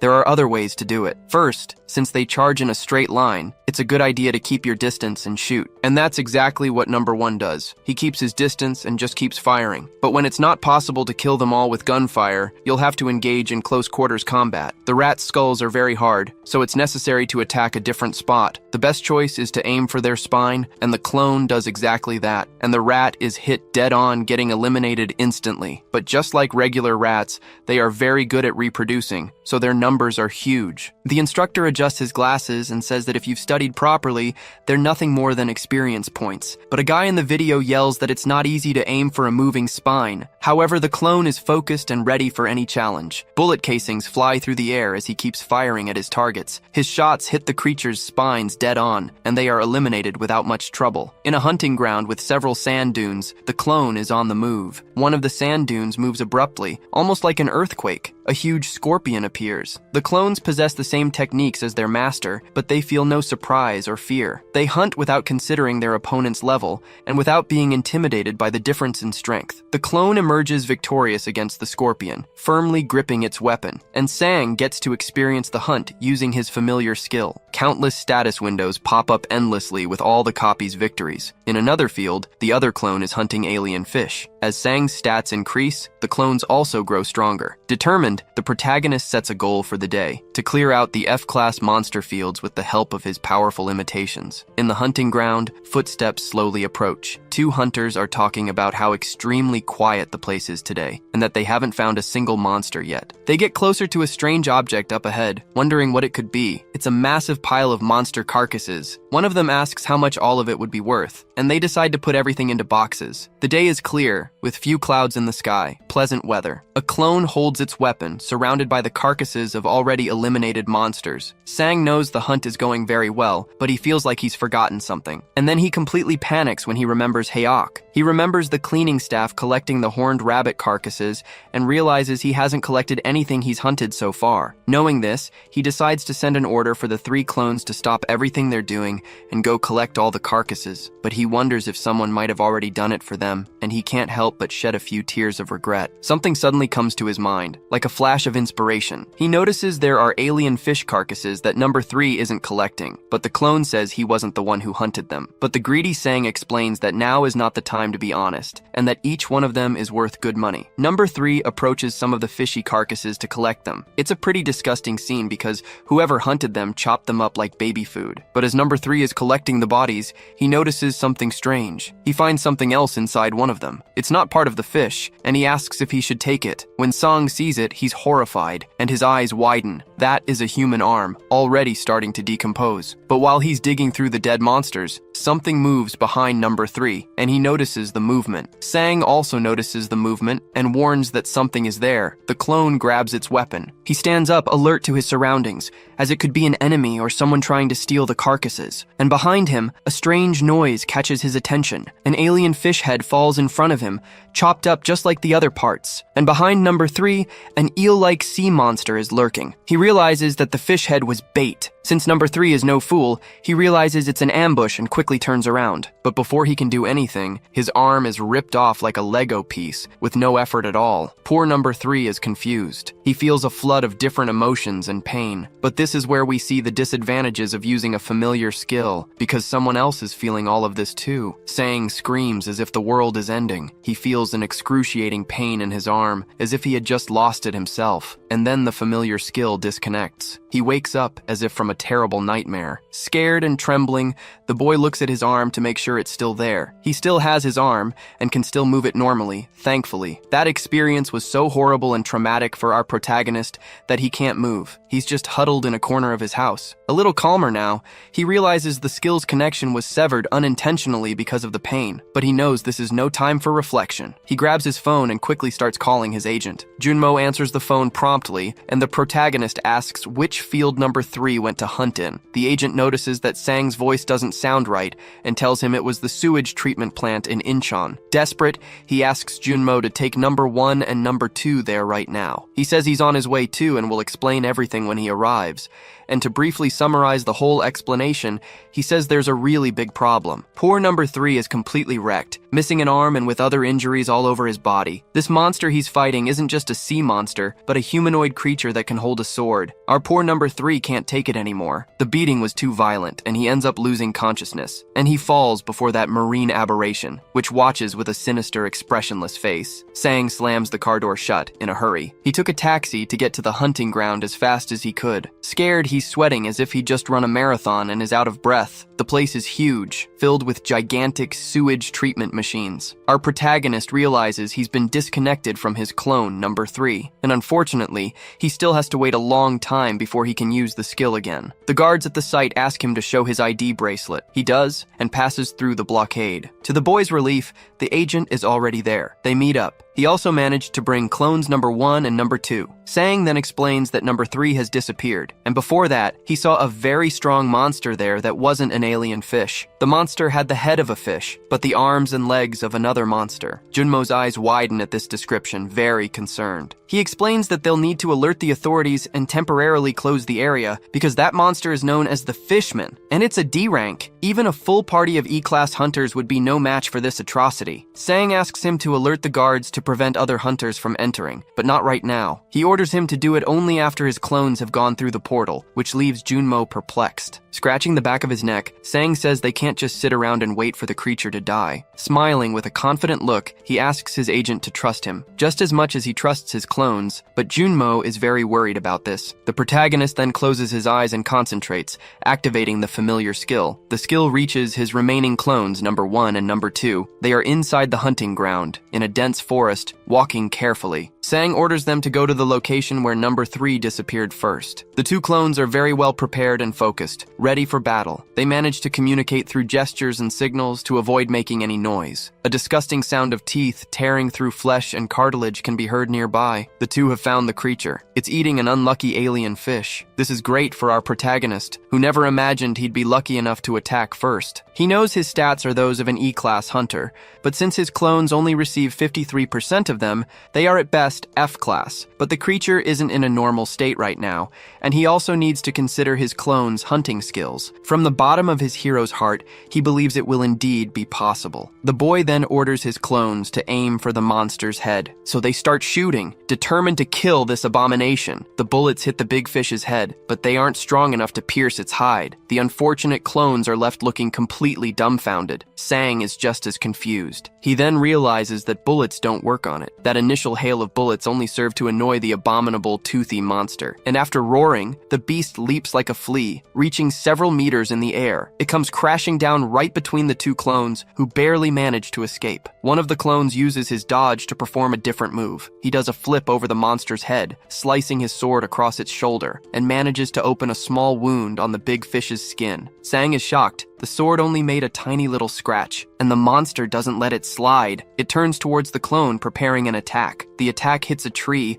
as the clone was fast enough to dodge, just barely. Since the beast is so large, it's difficult for it to swing its sword among so many trees. Meanwhile, the other clone keeps shooting. The monster's sword gets stuck in the tree. That's how powerful the attack was. But the fish monster uses a bit more strength and shatters the tree without much trouble. Sang warns his clones to forget what he said. The beast can definitely use its sword in this terrain. The tree trunk crashes to the ground, making a huge noise. This monster seems to be more challenging than our protagonist had imagined, but his clones feel no fear or worry. They charge forward with all their courage. They manage to hit the monster on the arm, but it has no effect. Sang is watching everything and realizes that these attacks aren't working. The huge monster clenches its jaw, gathering all its strength into its arm, ready to throw a punch, and the punch hits one of the clones. The protagonist is worried, wondering how they'll ever defeat this thing with such ineffective attacks. But then he starts to remember that the bullets did have some effect. One bullet ricocheted, but the other one caused some damage, even if it was small. He gets the idea to aim for the exact wound it caused and try shooting there again. With his skill, he manages to hit the exact spot, and the monster feels it. Sang realizes it was a brilliant idea, and so now he knows the plan. Fill the big fish with bullets. Despite being wounded, the beast is still standing strong and charges at them with a punch. Both of them manage to dodge by jumping, and they continue to unload their ammo on the monster. It starts to look like Swiss cheese,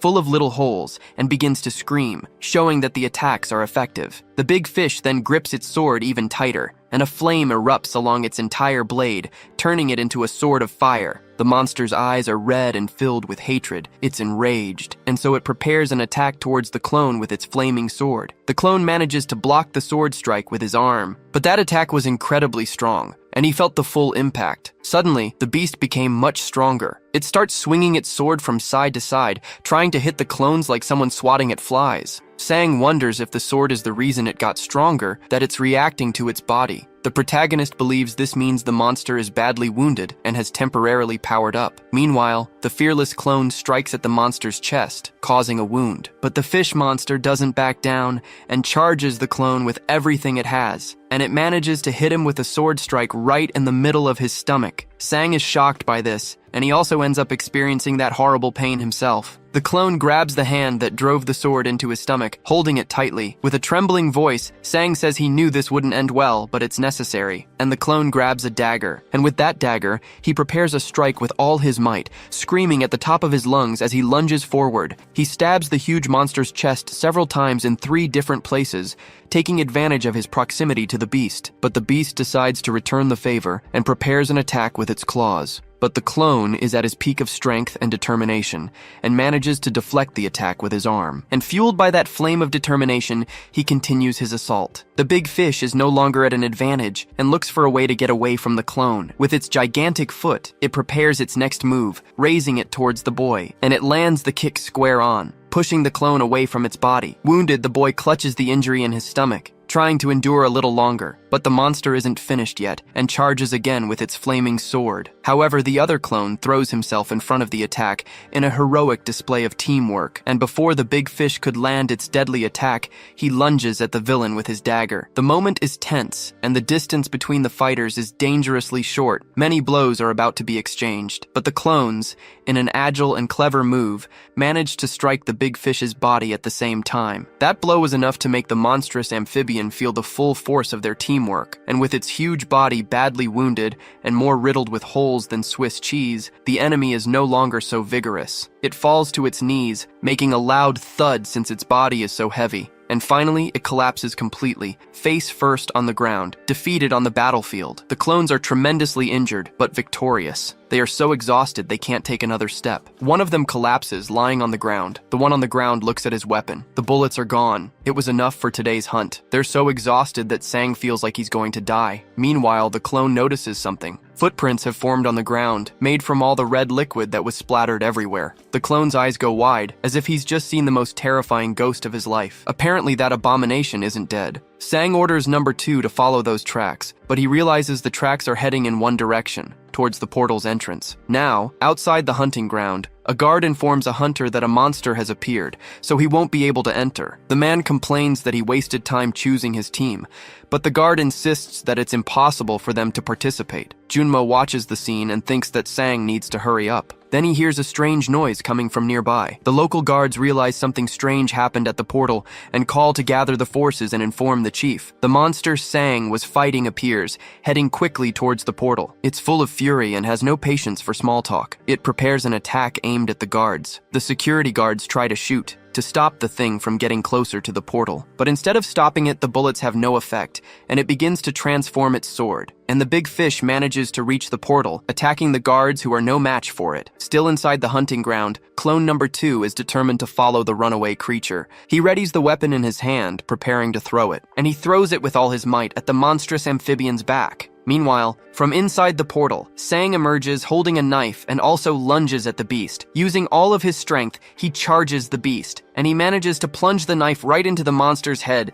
near its eye. This makes the beast scream in pain, and the soldiers standing around are paralyzed, watching the terrifying scene. Sang gathers all his physical strength into his arms and uses both of them to drive the knife in deeper. The soldiers look like they've seen a ghost, with their mouths wide open and eyes bulging. Our protagonist manages to bring down the huge beast, which falls onto its back with him still on top of it. Overcome with emotion, number 2 gives a thumbs up and can't hold back his tears. A man with a goatee is on the phone. saying that he's arrived. He's wearing a bulletproof vest and says he'll send a detailed report right after the investigation. Slowly approaching a crowd, he notices something unusual. That D-rank monster is on the ground, unconscious, and its body is badly wounded. The man who just arrived recognizes this monster as the Fishman. One of the soldiers asks the man if he's from the association, and he confirms it, asking what happened there. Still a bit shaken, the soldier explains that a hunter who was inside the portal before the lockdown hunted this monster. The confused man asks if there was a D-rank hunter there, but the soldier just says that it was a hunter who defeated the beast. Frowning, the man asks what happened. They're investigating further, but as far as they know, it was an F-rank hunter along with his clones who killed the monster. The man's expression doesn't show it, but he's surprised that an F-rank hunter could defeat a D-rank monster, and all the attacks were focused on a single wound. He did it to cause damage without any special weapons. While Sang talks with his agent, the man is still wondering if it's possible to hit a moving monster with such precision. The mysterious man glares at the protagonist and his agent with an unfriendly look, and he decides to first check if there are any other D-rank monsters left in the portal. The fish monster's corpse is still there. Sinisterly, it still keeps its huge eyes wide open. Approaching the portal, the mysterious man wonders what he should explain to the association. Meanwhile, the protagonist is checking out new skills he's gained. One of them is Dash, which increases movement speed. Another is Projectile, which increases attack power when using a pistol. He unlocked Regeneration, as well as the Strike skill, which applies all his strength into a single blow upon activation. On top of that, his strength, dexterity, and endurance stats have also increased. While cleaning his wounds, he realizes he's loaded with new skills this time, and he wonders if his clones, number 1 and 2,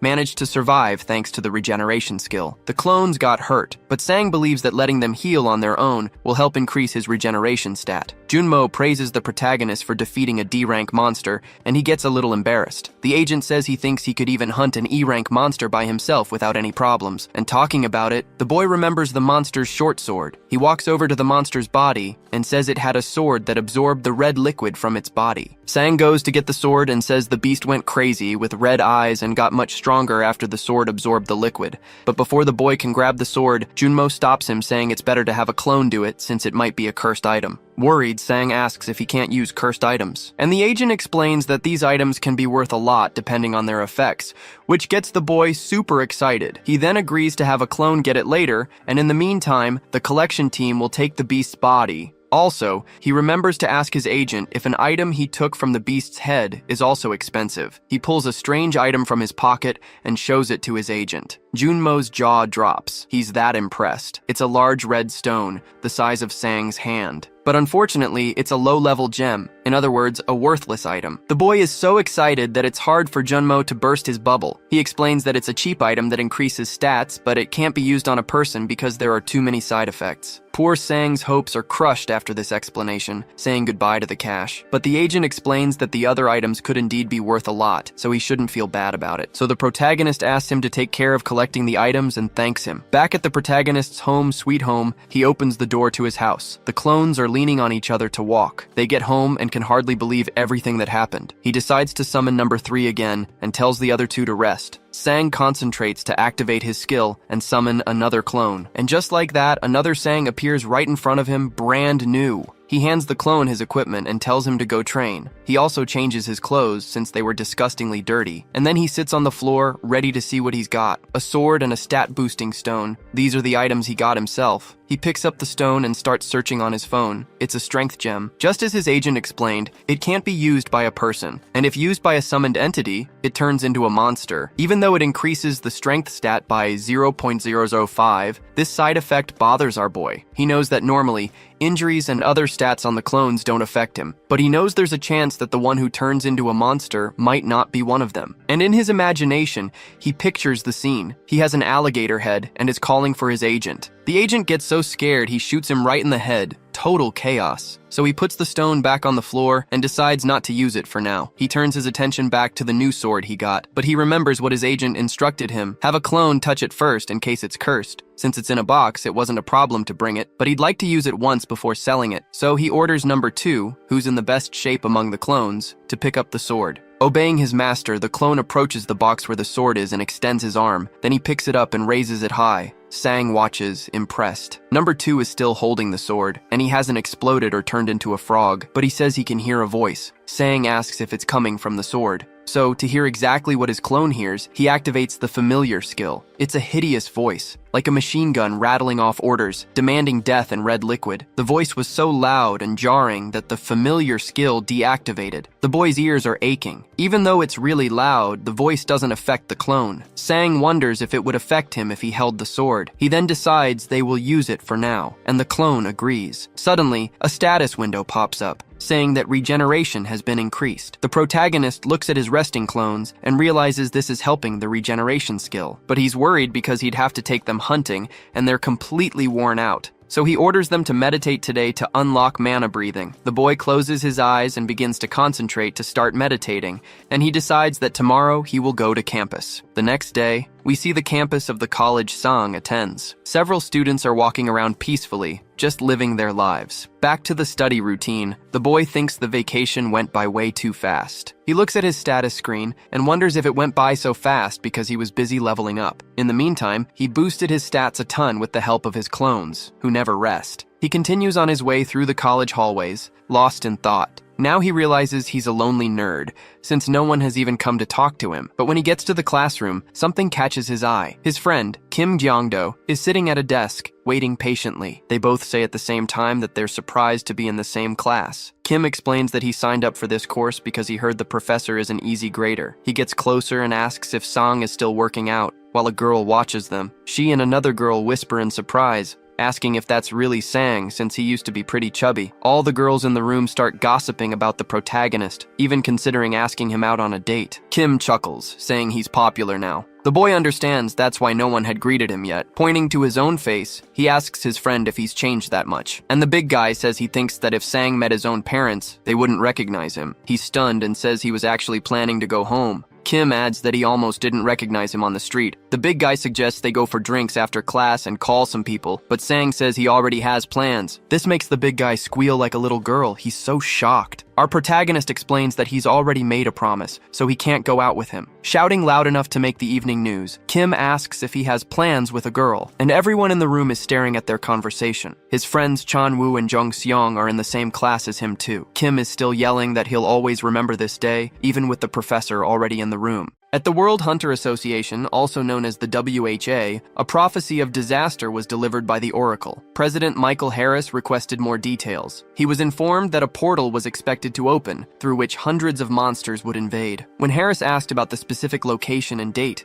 he was told that the invasion would involve A-rank monsters and was predicted to take place in South Korea. Elsewhere, a man in a suit, identified as Park Won-tae, the owner of the third-ranked guild, arrived for a meeting. He was immediately headbutted by a woman named Mio, who was a guildmaster. Mio told Park Won-tae that he had grown his mustache to flirt with her and that she found it appealing. Afterward, the two of them entered the meeting room. Inside the room was a member of the Hyson Guild, the same man who had previously mocked Sang. He provoked another guild member about a recent expedition to Odin's Tower. The Hyson Guild member asked if the man's team had failed to return or if their results were simply inadequate. A white-haired man tried to de-escalate the situation, stating that it was not the place for such remarks. The provoked man became very angry, but their confrontation was interrupted when an elderly man entered the room. The elderly man was the leader of the Korean Hunter Association. Upon his entrance, everyone took their seats. He thanked them for attending and warned them of the impending disaster. When asked about the timing, he explained that they had no specific details, only that it would involve A-rank monsters and occur somewhere in Korea. One guild member slammed his fist on the table, demanding to know how they could protect an entire country. The association leader calmly replied that the purpose of the meeting was to determine a plan. The attendees expressed concern, noting that there were barely enough hunters for routine work, much less for guarding the entire country. One man raised his hand and proposed a plan. He suggested that each guild form a group to guard a specific region. If an incident occurred, all groups would converge on that location without exception. He added that any guild failing to cooperate would face severe punishment. The association leader asked if anyone disagreed with the proposal, and the plan was met with unanimous agreement. After leaving his college, Sang saw a female student being accosted by a man. The man was insisting that she give him her phone number and was complimenting her appearance. The student responded by telling the man he was ugly. When she noticed Sang approaching, she pretended he was her boyfriend to get away from the man. She clung to Sang's arm, and they left the area together. The student explained to Sang that the man had been bothering her, which is why she had pretended they were a couple. She also clarified that she did not have a boyfriend. Sang noticed her attire and asked why she was not in her school uniform. She replied that it was her birthday. She then asked why he was staring at her. Sang recalled that he already had her phone number because he was her teacher. At that moment, Sang received a notification that he had earned another 50 million won. He then invited the student to eat whatever she wanted. Sang took her to a restaurant that served premium steak. Upon seeing the menu prices, she expressed concern about the expense. Sang told her not to worry, claiming his boss was paying for the meal, and ordered another round of food for them. While they were at the restaurant, an emergency warning appeared on a television screen. The broadcast announced that a monster portal breach was in progress in South Korea, specifying that their region was affected. Elsewhere, his college friends were disappointed that he had missed their party, speculating that he was out with a girl. Shortly after, they saw Sang, who appeared to be in a very good mood. At that moment, everyone received a disaster alert on their phones. Sang encountered his friends, who questioned his presence and accused him of skipping their get-together to be with his girlfriend. The young woman with Sang became visibly flustered by the accusation. Sang clarified that she was not his girlfriend, but his student, explaining that he had bought her a meal as thanks for her earlier help. He then introduced everyone to each other. One of his friends, Daladol, gave the student a gift of meat, telling her to share it with her parents. She thanked him for the gesture. Sang's other friends observed the interaction, impressed by his comfortable demeanor. The student seemed surprised that their time together was over. Sang explained that with the disaster alert in effect, her parents would likely be worried about her. His friends suggested they spend more time together, but Sang insisted that everyone should return home immediately for their safety. His friends agreed and departed. As he left, Sang observed other people leaving a bar, drinking and laughing, which made him wonder if he was overreacting to the alert. Sang then received a phone call from a man named Genmo, who asked if he had heard the alert. Sang confirmed he had and asked for more information. Genmo revealed that the alert was expected to last for 3 months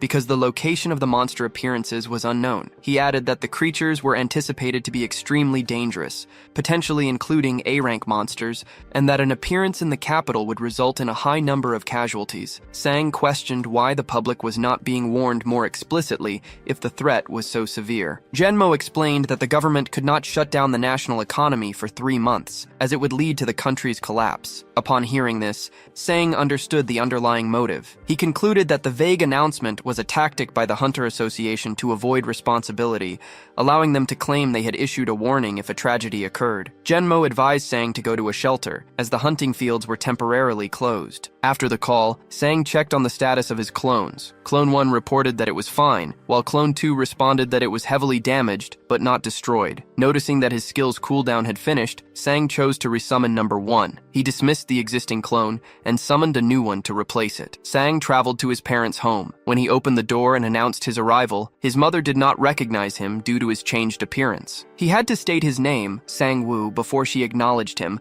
His father also had to look closely before confirming it was his son. Soon after, his sister, Kyung-do, appeared. She remarked that he should have greeted her first. Initially, Sang did not recognize her either. Their mother invited him inside, but then asked about the masked individuals accompanying him. Sang explained that they were not his friends, but his clones. Sang and his identical clones enter his family's home. He confirms to them that his ability is cloning, and explains that he awakened his powers 1 month ago. His mother expresses surprise, saying she never expected her son to become a hunter, while his sister reacts with great excitement. His father simply acknowledges that there is now a hunter in the family. Sang states that he no longer wanted to keep his abilities a secret, but his mother immediately interrupts, warning him that his new role is dangerous. To reassure her, Sang explains that his clones are the ones who do all the fighting. He clarifies that he is never in any personal danger and tells her not to worry. Following this conversation, Sang urges his family to prepare for an evacuation. He informs them that a disaster is currently happening and that they must all proceed to the nearest shelter. His father, however, seems skeptical about the urgency of the situation. He questions the sudden nature of the disaster, remarking that he still has work to attend the following day. Sang realizes that his family does not understand the severity of the threat. Their calm behavior indicates they believe it is a minor incident involving only a few monsters. Since his family still needs to pack their belongings, Sang decides to stay home with them for the day. He lies to them, stating that he received a message that his classes had been canceled. Later, the family begins to prepare dinner using meat that Sang had brought home. A family member asks if his friends, referring to the clones, will be eating as well. Sang replies that the clones will only be given rice, explaining that the good meat should not be wasted on them. The clones are then served buckets of rice while the family prepares to eat the steak. During the meal, Sang's sister asks if he will get fat again, given that there are 4 versions of him eating. He responds that he will not, explaining that he now burns a great deal of energy. The family enjoys the meal together, remarking that it has been a long time since they all gathered like this. Suddenly, a loud explosion occurs outside. The force of the blast throws Sang to the ground. When he opens his eyes, he discovers that the building has been destroyed. Outside, he can see that numerous large monsters have appeared in the area. A massive, dragon-like creature appeared, abruptly escalating the situation. The monster began to gather energy, emitting intense heat before releasing a powerful beam that incinerated its surroundings. Sang looked back and saw that his entire family had fallen unconscious. He noticed the scattered equipment belonging to his clone, number 1, and concluded that it must have sacrificed itself to protect everyone. Amid the debris, he saw clones number 2 and number 3. The latter was missing an arm. Sang was now accompanied by a heavily damaged clone, another with a missing arm. He informed his father that a portal had opened, which was the source of the chaos. The city streets were filled with destruction. A large green monster held a person,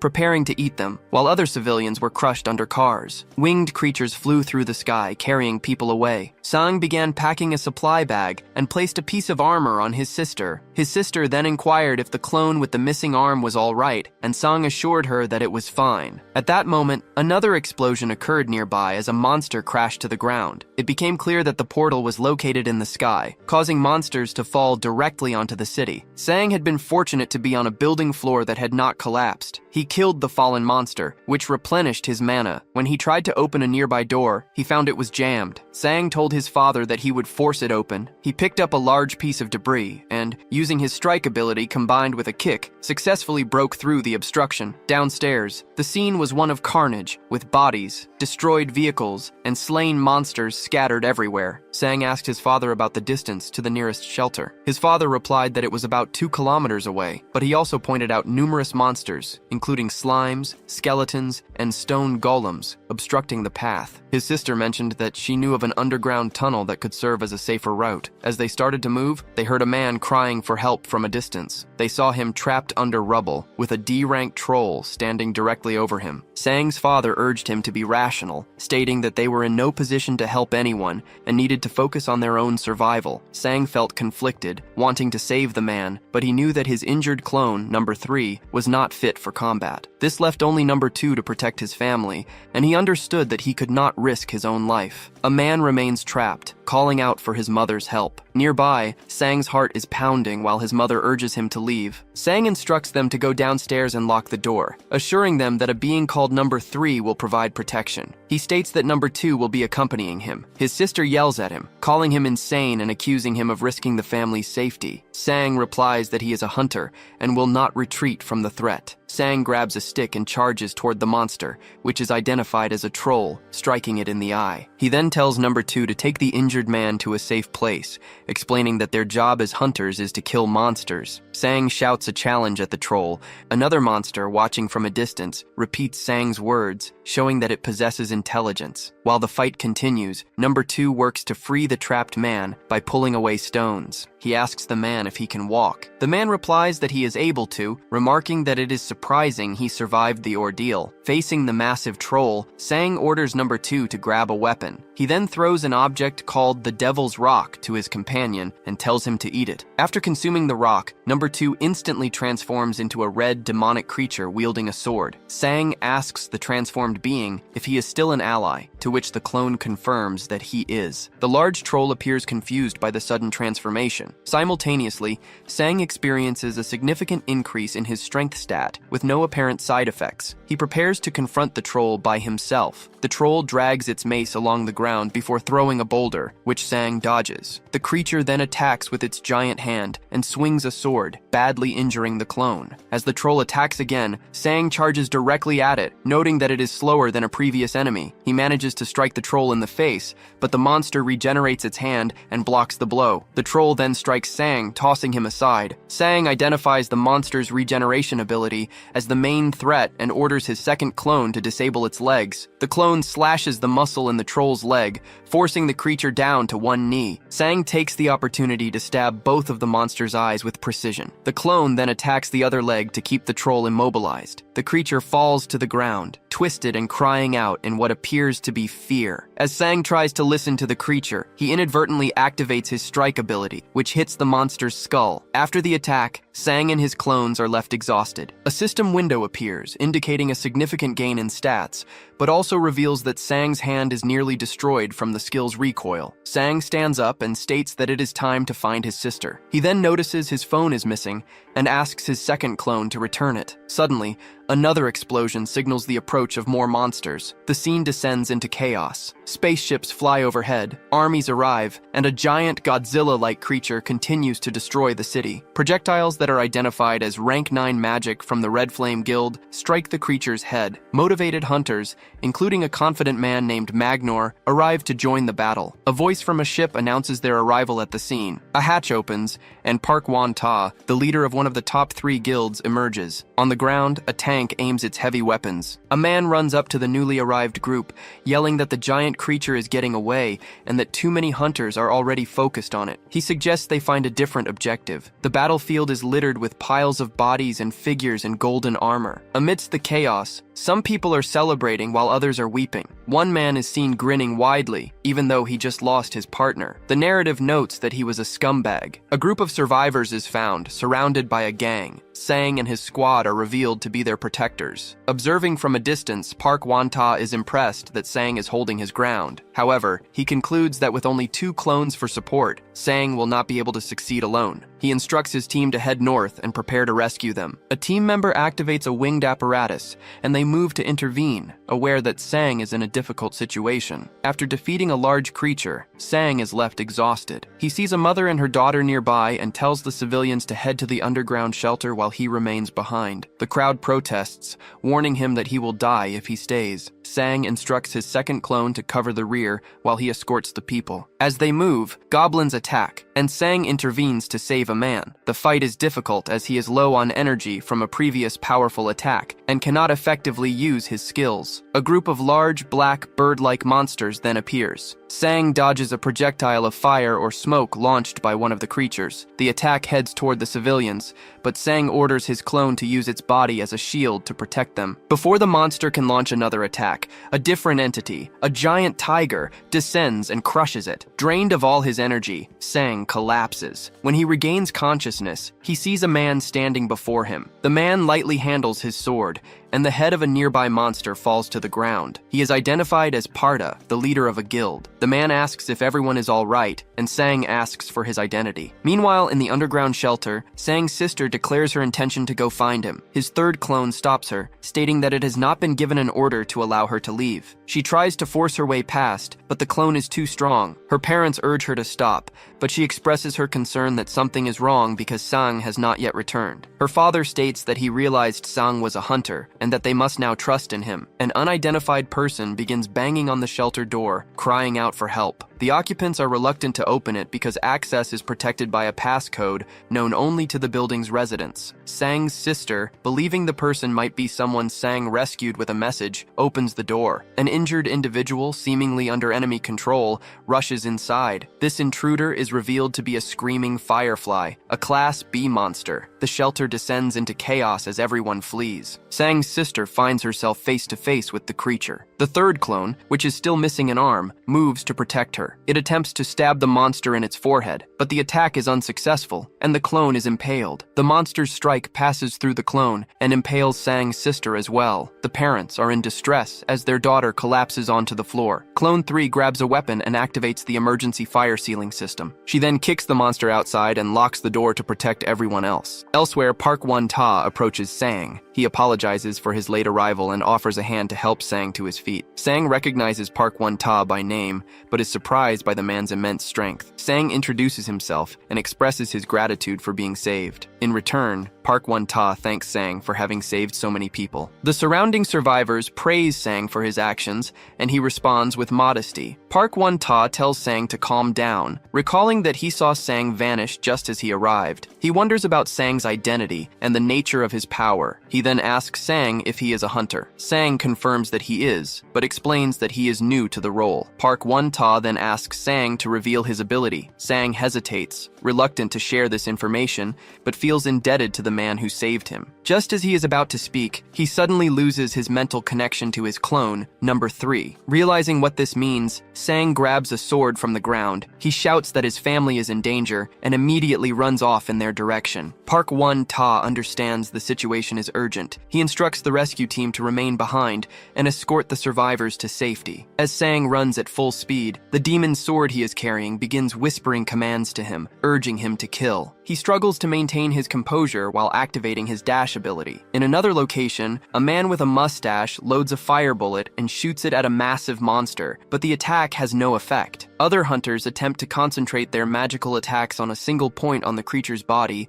but their combined efforts are also ineffective. A hunter using a poison-laced sword finds that he cannot penetrate the monster's hide. The group begins to understand that they must cooperate to defeat the beast. Just then, a new individual arrives and dismisses the idea of teamwork. The other hunters ask what he is doing there, and he replies that he is only present for the monetary reward. He declares that someone with his level of power does not need to cooperate. As he speaks, he launches a powerful attack that resembles a shower of meteors. Meanwhile, inside the shelter, Sang's father attempts to stop his daughter's bleeding, calling out for an ambulance or any form of medical help. Sang's mother is also in distress, as the girl's condition appears to be critical. Suddenly, there is a spark at the shelter door, and Sang's father sees that something has burned its way through the seal. A small monster has entered the room. Lying wounded on the floor, his daughter urges him to run. The cursed firefly monster then begins to speak through the girl, using her voice to beg not to die. The parents remained with their daughter as another individual arrived on the scene. Sang and his father made eye contact. To his father, Sang appeared completely different, as if he were possessed. The sight of his injured sister on the floor caused Sang to become enraged again after a brief moment of calm. Sang sprinted forward and slashed at the monster, successfully severing one of its arms. However, he was also struck in the exchange. Sang writhed in pain, while the monster seemed to take pleasure in his suffering. As had happened in a previous encounter, the sword caused its wielder to become more unstable as it was exposed to more blood. Before the fight could resume, the monster, which possessed numerous legs, closed the distance and confronted Sang directly. Suddenly, a colleague intervened, saving Sang from the immediate threat. Another man named Wante also arrived. While the monster was still present, Sang collapsed into Wante's arms. Wante executed a flying kick that sent the creature a great distance away. The female colleague who had first assisted Sang reported that his injuries were severe. It became clear that Sang was missing an arm and was entering a berserk state. The woman performed a mana transfer, but Sang's condition continued to deteriorate uncontrollably. Wante asked about Sang's condition, and the woman replied that he was not doing well. She urged Wante to kill the monster immediately. Sang, who was in critical condition, weakly spoke. He mentioned his sister, indicated her location, and told his colleagues to save her instead of him. Wante reassured Sang that both he and his sister would survive. He told Sang to rest, promising that the situation would soon be resolved. Shortly after, Sang lost consciousness. At the Hunter Association, the situation was chaotic, and many were demanding an evacuation. The leader of the top-ranked guild arrived for a meeting before an official disaster announcement could be made. This guild leader argued against making the situation public, stating that it would cause a citywide shutdown. He warned that since the exact timing of the disaster was unknown, a premature announcement would have severe economic consequences for the country, for which the association would be blamed. The association's leader asked what the guild leader proposed. The man suggested they withhold information about the creatures from the public. He reasoned that this would shift responsibility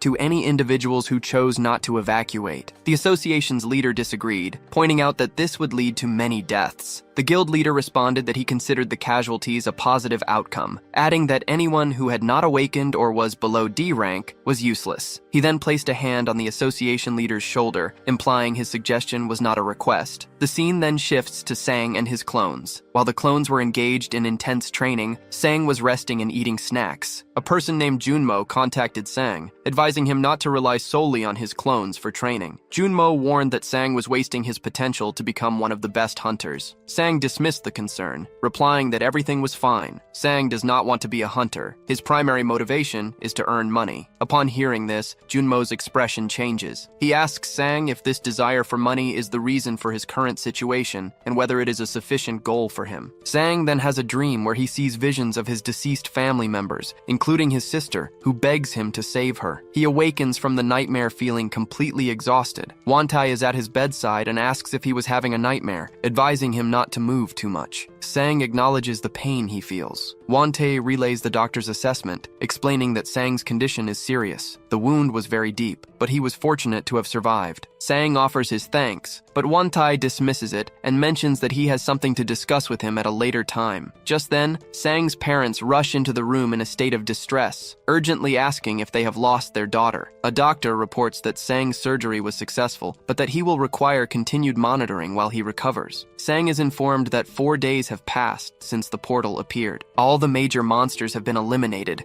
leaving only a few low-class ones. Sang says he does not remember anything that happened before he lost consciousness. He then asks about his sister's location and condition, but no one answers him. As everyone lowers their heads in silence, Sang presses for an answer, asking why no one is speaking and if his sister is also in a hospital bed. The doctor finally explains that while her abdominal wound was treated, she was infected by a MANHWA virus from the monster. This type of virus drains a person's energy. In most cases, it is harmless because the virus dies when it encounters an incompatible mana trait. However, in rare instances, a person's mana perfectly matches the virus, which prevents them from living a normal life. Sang asks how the infection can be cured. The doctor explains that there is currently no cure. The only potential options are to seek treatment from a powerful S-class healer named Bless, or to acquire specific healing items from the other side of the portal. The doctor emphasizes that either option would be extremely expensive. Hearing this news, Sang blames himself for the outcome. He regrets his decision to help others instead of prioritizing his own family. He reflects that the situation might have been different if he had been stronger, like Wantai, or if he had possessed the power to save everyone. He feels that he should have tried harder. Sometime later, a young woman comes to visit Sang in his hospital room. He asks if her family is safe, and she confirms that they evacuated to a shelter in time. She explains that she found out he was hospitalized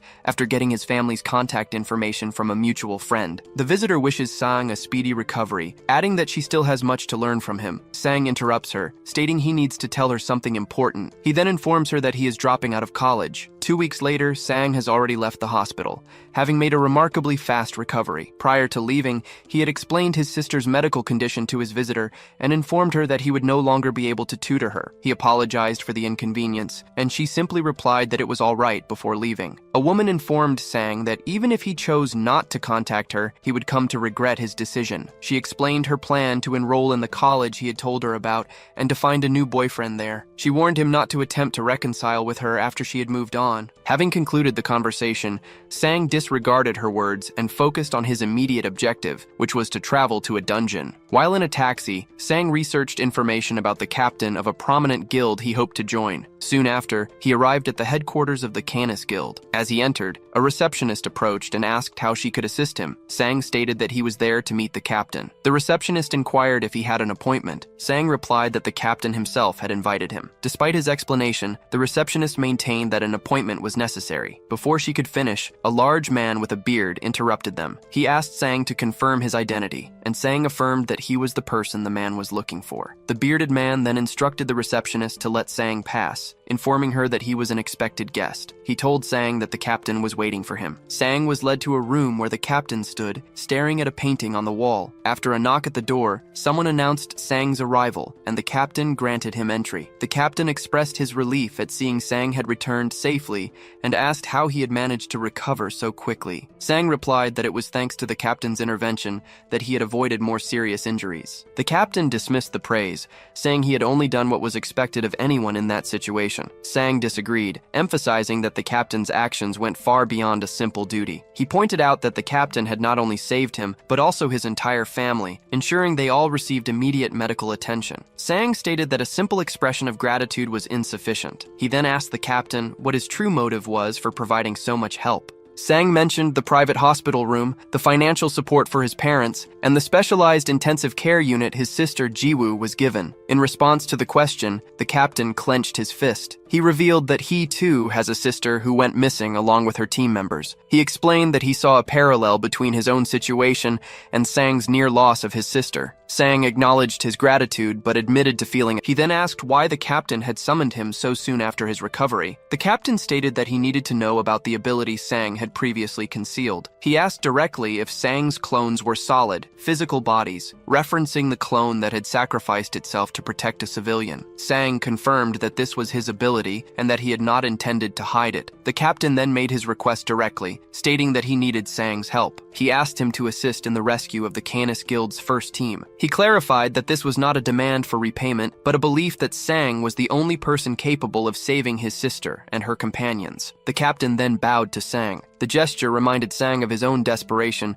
when he had pleaded for someone to save his sister. Realizing it was now his turn to help another, Sang agreed to do his best. Sang asked for instructions on how to begin the rescue mission. He was then brought to a training facility. The captain explained that while rescues are typically urgent, this situation was different. His sister possesses an ability that can generate survival supplies for up to 8 months. He also warned that the dungeon they would enter is of a very high level, so high that even a team of B-rank hunters had been unable to escape. Sang understood the gravity of the mission. The captain informed Sang that he was not yet strong enough for the task. He explained that Sang's current stats were insufficient and that he could no longer rely on his combat sense alone, as it had reached its maximum potential. Hearing this, Sang reacted with shocked disbelief. Jemmet was concerned after Sang asked to take a break from hunting for a few days and then ceased all contact. Sang later appeared before him, looking severely beaten. Jemmet asked what had happened to him. Sang explained that he had been beaten up and proceeded to recount the recent events. Jemmet remarked on the fact that Sang's sister had been infected, yet Sang himself seemed to be all right. Sang confirmed that he was fine and mentioned that he had accepted a mission from Kina's guild. After Jemmet expressed his understanding,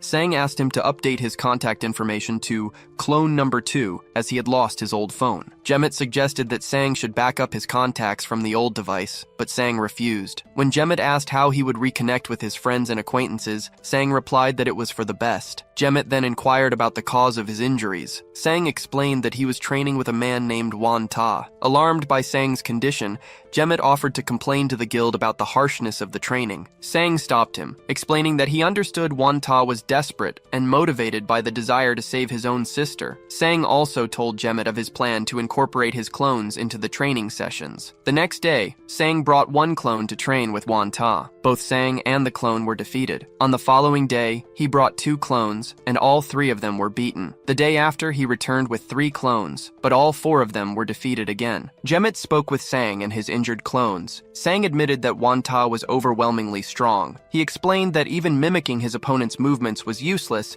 because the difference in their power levels was too great. After some thought, Sang conceived of a new strategy and asked Genma for permission to try it. Genma gave his consent without knowing the details of the plan.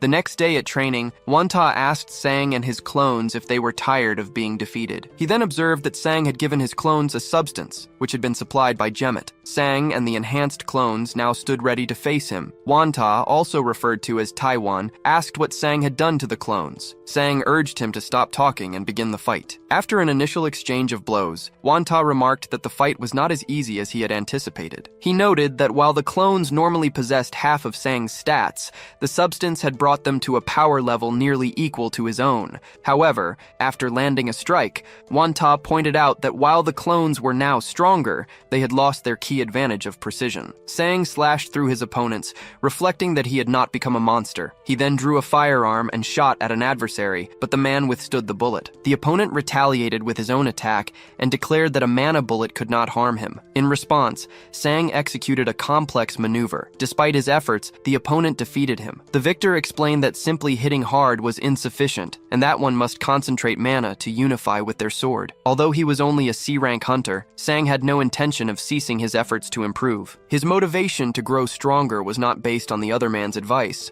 but on a feeling of helplessness he had experienced after waking up in a hospital. At that time, he had been forced to entrust his family's safety to someone else, and the memory of this event had profoundly changed him. He now resented his past weakness and was determined to never stop advancing. 6 months later, at the Sealdong Station hunting grounds, an individual was struck and knocked to the ground. A group of men were attempting to enter the area as a guardian arrived. One of the men questioned the guardian's intervention, stating that he paid for his entrance, but the guard called him an idiot. The guard then informed the group that the hunting grounds belonged to the Silver Moon Guild. Sang, who was also present, struck one of the men and knocked him to the ground. He questioned their decision to interfere with the guild's business. The remaining members of the group became angry and surrounded Sang. They identified themselves as D-rank hunters and asked if he believed he could face them all by himself. Sang questioned their assumption that he was alone and proceeded to summon his squad. The summoned allies swiftly defeated the group of hunters. Meanwhile, Wanta visited Junmo late at night. Junmo asked for the reason for the visit, and Wanta presented him with a document related to their business. The paper detailed Sang's initial statistics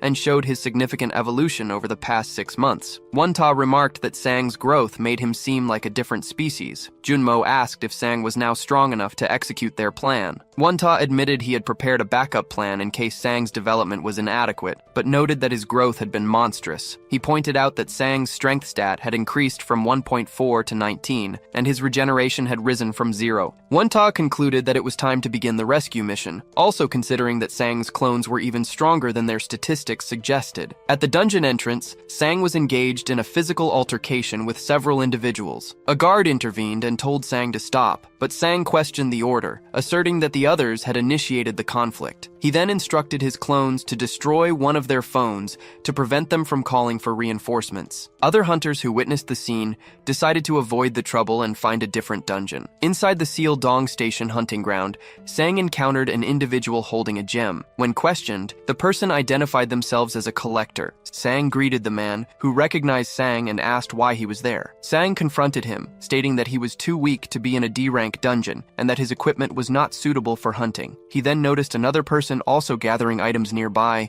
and deduced that they had been trapped by the Silver Moon Guild. Sang expressed no sympathy, but demanded a full explanation of their situation. To reassure them that the guild members outside were no longer a threat, he showed the man a photograph of the defeated individuals at the gate. The man was shocked to see that Sang had defeated D-rank hunters. Sang silenced him and again insisted on an explanation. The man explained that in some dungeons, monsters fight each other, and the Silver Moon Guild traps weaker people inside to collect the items left behind. To be released, these individuals must meet a very high gem quota, which effectively traps them and can lead to significant debt. He added that if anyone died while collecting gems, their death was simply dismissed. Sang then told the man he was free to leave. As the man thanked him and turned to go, Sang stopped him and instructed him to leave the gem he was holding. Sang took the gem and tossed it to his clone, number 1, ordering it to consume it. With the area clear, Sang decided to start gathering gems himself. His work was interrupted by a person running frantically from a C-rank monster. Just as the creature was about to strike, Sang pushed the person to safety. The individual he saved asked who he was,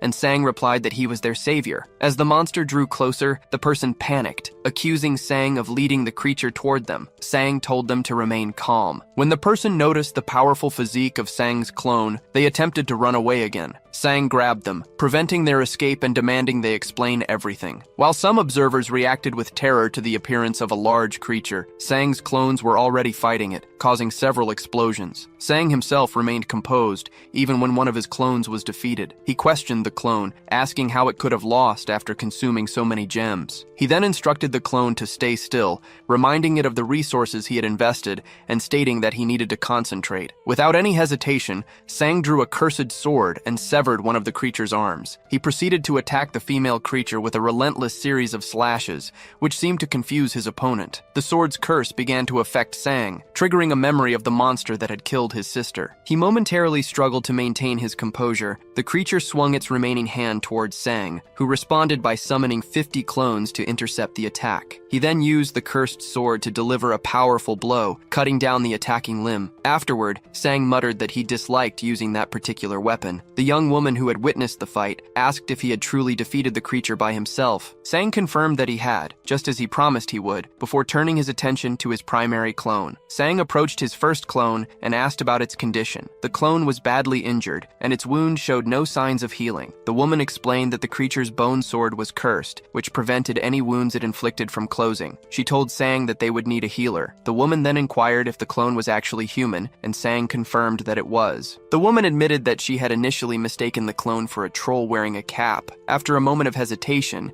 she handed Sang a potion and instructed him to give it to the clone, saying it would help. Sang examined the vial and noticed a small skull floating inside, which made him question its safety. Deciding he had no other option, he administered the potion to the clone. Subsequently, smoke and a venomous substance were expelled from the clone's body, and Sang observed that the treatment appeared to have been effective. Although the clone appeared to have recovered, the woman explained that the effect was only temporary. She warned that the clone's life force would now drain away over time. She revealed that her ability was poison conjuration, which allowed her to create various potions and poisons. The substance she had provided, she clarified, was more of a potion than a poison, but was still dangerous. She expressed concern that the clone's life force would decrease significantly. Upon hearing this, Sang turned to his clone and ordered it to go hunt immediately, since its time was now limited. The woman then stated that since she had revealed her ability, Sang should now share his. She asked what he was and why he could command monsters, noting that she had never encountered a rank B individual with his level of power. Sang corrected her,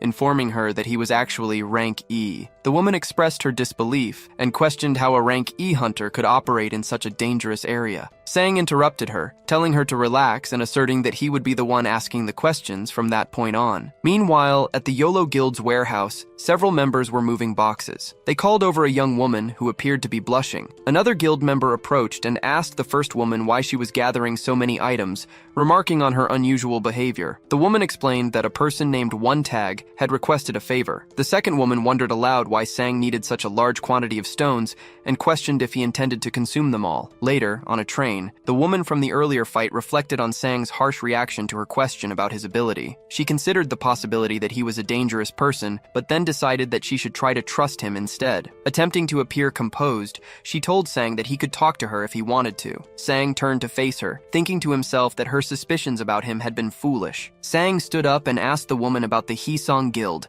which she had mentioned while fleeing. Surprised, she questioned how a hunter could be unaware of them. Sang explained that he had only been a hunter for a short time and asked her to tell him about the guild's illicit activities. The woman revealed that Silvermoon is a puppet organization for the Hisong Guild, created to handle their unethical operations. She added that the Hisong Guild is controlled by a man with a mustache. Recalling someone else who had been harmed by them, Sang asked if she had also been captured by the Hisong Guild. The woman replied that he did not need to know that information. Having acquired the details he sought, Sang announced that he was leaving to continue hunting. The woman asked why he was departing so soon. He told her that if she did not wish to remain, she should make her way to the gate. He then turned and walked away. Sang remarked that he found her ability impressive. In response, she said that she disliked her power because it had many side effects and was designed primarily for killing. Sang then handed her Junmo's contact card. He advised her to call the agent if she was afraid of the Hisong Guild and needed a safer place to work, noting that the agent also held a strong dislike for the guild. With that, he departed to hunt monsters. As he left, Sang reflected that he should have made a greater effort to persuade her, as her poison ability could be very useful for his clones. During a subsequent fight, Sang's clone, number 1, suddenly collapsed and disappeared. This was a side effect of the poison ability, which Sang recognized as a significant drawback. Once the skill's cooldown period ended, he resummoned the clone, which appeared unclothed. He instructed it to get dressed, and after it was ready, he resumed hunting. Unseen by Sang, 2 large men were watching him from a distance. They appeared to be some of the hunters who had been gathering gems before he forced everyone to leave the area. Deciding to search for valuables themselves, they soon discovered a puddle of refined liquid crystal. The men men discussed how a small amount of the substance was worth 100 times more than ordinary gems and could increase a person's stats by 0.5. However,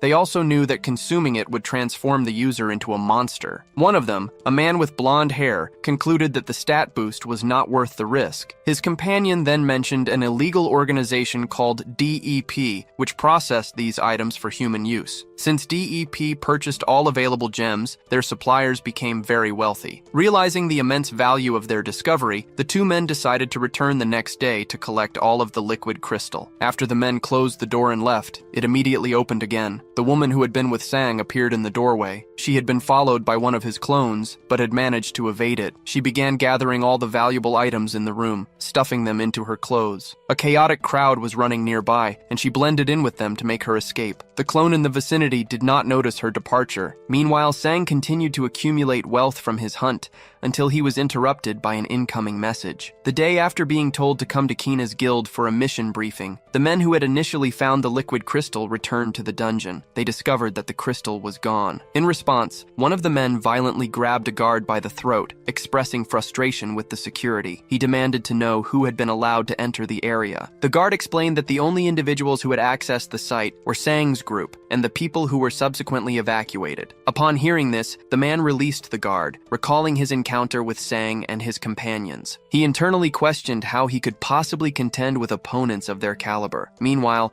a female character who had escaped the earlier conflict was moving through the night. She felt relief at having met Sang, believing she would not have survived otherwise. She had also managed to acquire some gems from the incident. As she stopped to examine the gems she had taken, a business card fell from her pocket. She picked it up and remembered Sang's words. He had told her that her ability was impressive and offered her a place by giving her the number on the card. Despite this, her thoughts turned critical. She dismissed Sang as an idiot and decided she would not contact him simply because he had praised her skills. At the guild meeting, Tawan began the briefing. He stated that the mission was related to Odin's Tower, a place where Team 1, which included his sister, was currently trapped. Junmo appeared confused by this information. While Sang asked for clarification on what Odin's Tower was, Tawan explained that it is a unique type of dungeon that has an entrance but no known exit. The only link to the outside world is a being known as MANHWA, and communication with those inside is only possible through telepathy. He added that the only ways to leave the tower are to either complete the dungeon or use a teleportation skill. Sang considered the implications for his cloning ability, realizing he could send clones inside to gather information. He asked Tawan if this was the plan and if he was capable of carrying it out. Sang then questioned why the formidable Team 1 had not been able to escape on their own. Tawan admitted that the team had been given a means of escape before their departure.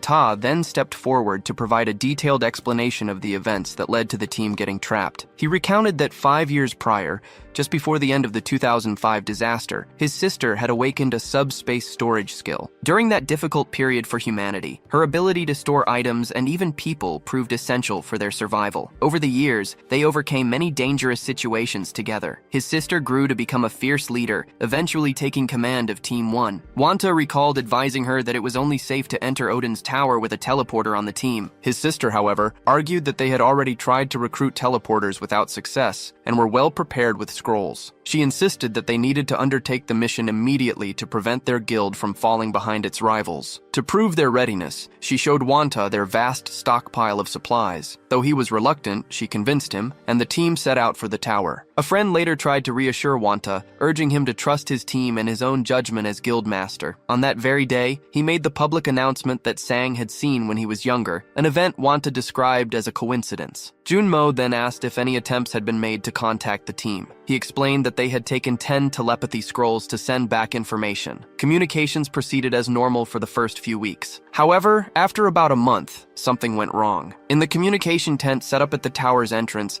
an operator was preparing a scroll to receive a message from the team, but the transmission he received was completely unexpected. Taewan continued his story about the tower, recalling the day his team used a scroll to establish contact with Team 1, who were trapped inside. He described how a teleportation portal opened next to them. When the first person emerged from the portal, he was severely wounded, with major abdominal injuries and bleeding profusely from his mouth. Taewan recalled that at that moment, the confidence of everyone present was completely shattered. The injured survivor then collapsed into the arms of a colleague, who immediately called for a medical team. As this happened, the portal began to show signs of collapsing. A woman in the group asked if the telepathic connection was still active, and a man confirmed that it was. She instructed him to relay a message to the team inside, warning them that a rescue party would arrive at 2 in the afternoon and that they should prepare to leave. While receiving medical attention, the wounded man apologized. He explained that a new, unknown type of monster had appeared inside the tower. Despite their best efforts, even the highest-ranked healers were unable to effectively treat his injuries. Taewon recounted that he stood by, stunned and unable to speak. The telepath then announced he would repeat the final words from the team inside the tower. He relayed their message, in which they stated their belief that they had failed the mission, though they had initially thought they could succeed. They urged the rescue party not to rush, as they could still hold on for a while. Their final communication was a promise to try and return alive, no matter what happened. Taewon concluded that after this event, they attempted to hire many other hunters, but no one was willing to enter the tower where only the teleporter had managed to survive. Back in the present, Taewon confirmed to Sang that he believed Sang could reach the location where the team was trapped. With this confirmation, Taewon stated he was ready to execute the rescue mission and that the guild would provide an escort to the tower's entrance. Before departing, however,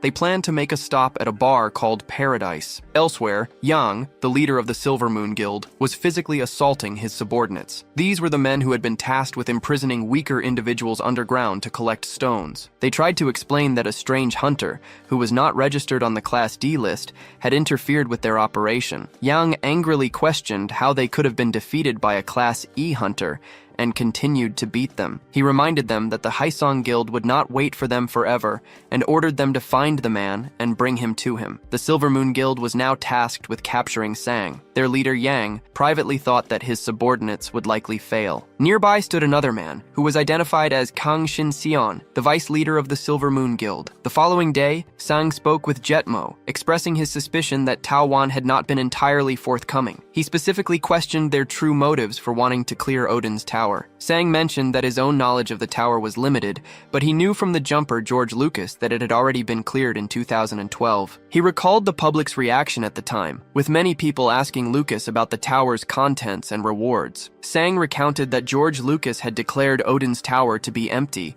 with only a single monster remaining inside. Lucas had stated there were no treasures or items to be found, and had advised other hunters not to risk their lives for a useless endeavor. Hearing this, Jetmo offered to investigate the matter for Sang, but Sang declined, saying it was not necessary. As their conversation concluded, the agency door opened and a woman entered. It was revealed that she had been sleeping inside the building. Jetmo asked for her identity, and Sang explained that he had called her to the agency. When Jetmo moved closer to the woman, she drew back from him. The first thing she did was ask for food. After she finished eating, Sang handed her a number and inquired if she had come to the JM agency to work. She affirmed that she had. Jetmo asked what her abilities were, to which she replied item appraisal and potion making. Sang then clarified that her potions were lethal to anyone who drank them. Sang, now with a new haircut, explained to Jetmo that her deadly potions would be highly effective when used on his clones. Understanding the plan, Jetmo accepted her into the agency and began to gather the necessary equipment for her to produce basic potions. With the matter settled, Sang stood up and announced his departure, stating he had more important things to do. The woman asked where he was going, assuming he was dungeon hunting. Sang corrected her, saying his purpose was different this time. In response,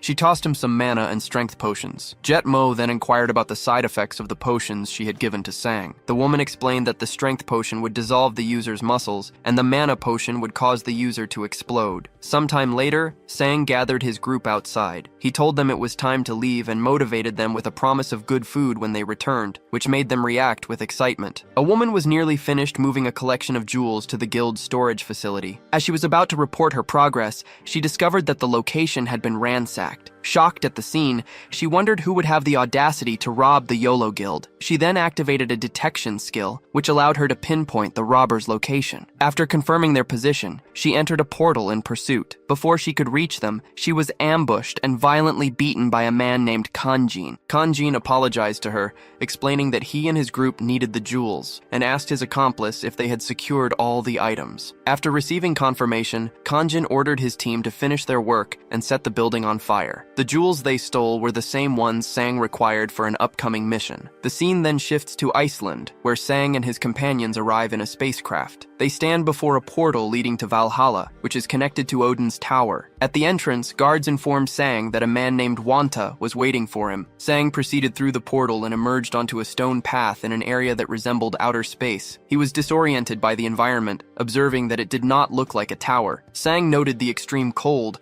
and located the guild's supply depot. Inside, he found that all the jewels had been stolen, and the occupants were discussing the incident. When Sang entered, the people present greeted him with enthusiasm. They provided the clones accompanying Sang with jackets to protect them from the cold before the group prepared to depart. Their objective was 40 kilometers from the entrance, at the site where a previous team had disappeared. Sang commented that the distance was not as great as he had expected, considering it had taken the first team a month to travel that far. Wanta explained that the delay was due to battles with monsters, not a shortage of supplies. He then gave Sang 3 protective scrolls for the clones. Sang distributed the scrolls to clones numbered 4, 5, and 6, stating that they were essential to his plan. Sang asked for instructions on how to use the scrolls and was told to simply tear them, as each was linked to a fixed location. A woman in the depot added that Team 1 had been scheduled to investigate a specific area at 2 p.m., and she advised Sang to search for signs of a battle there. She then asked if he had any more questions. In response, Sang asked Wanta what he would like for dinner if Sang were to return successfully with his sister. Wanta replied that he would want a homemade meal. The clones gathered their swords and potions,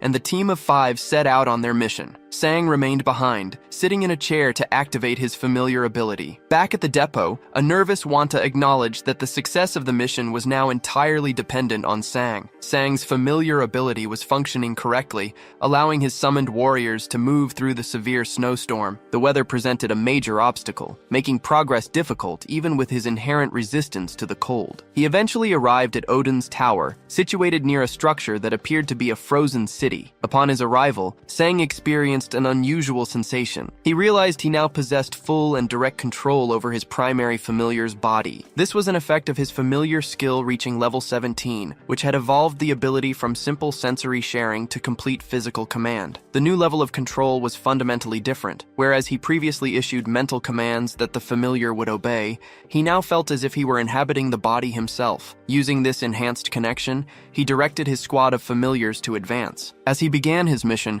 Sang noticed from the state of his clothes that the path behind him had vanished, making a retreat impossible. The first monster to confront him was a large ice bat. His familiars dispatched the creature with ease. Rather than engaging in combat himself, Sang remained at a distance to observe and analyze the enemies. He noted that these bats attacked in groups and were always led by a more powerful boss variant. When the bat boss appeared, Sang prepared to draw his sword, but his familiars destroyed it before he had a chance to act. After the effortless encounter, Sang and his familiars continued onward, fighting through numerous bats. They covered a distance of 13 kilometers, a quarter of the total journey, more quickly than he had anticipated. Soon, new monsters emerged, resembling yetis armed with clubs. Sang was well prepared, immediately firing a magic projectile that appeared to strike one in the head. He arranged his familiars in a tactical formation, with 2 fighting on the front line, while 3 provided support from the rear. The battle was straightforward, and the yetis were defeated without issue. The lack of any real challenge made Sang feel uneasy, but he commented to himself that his progress was perfect. Just as he was considering how well things were going,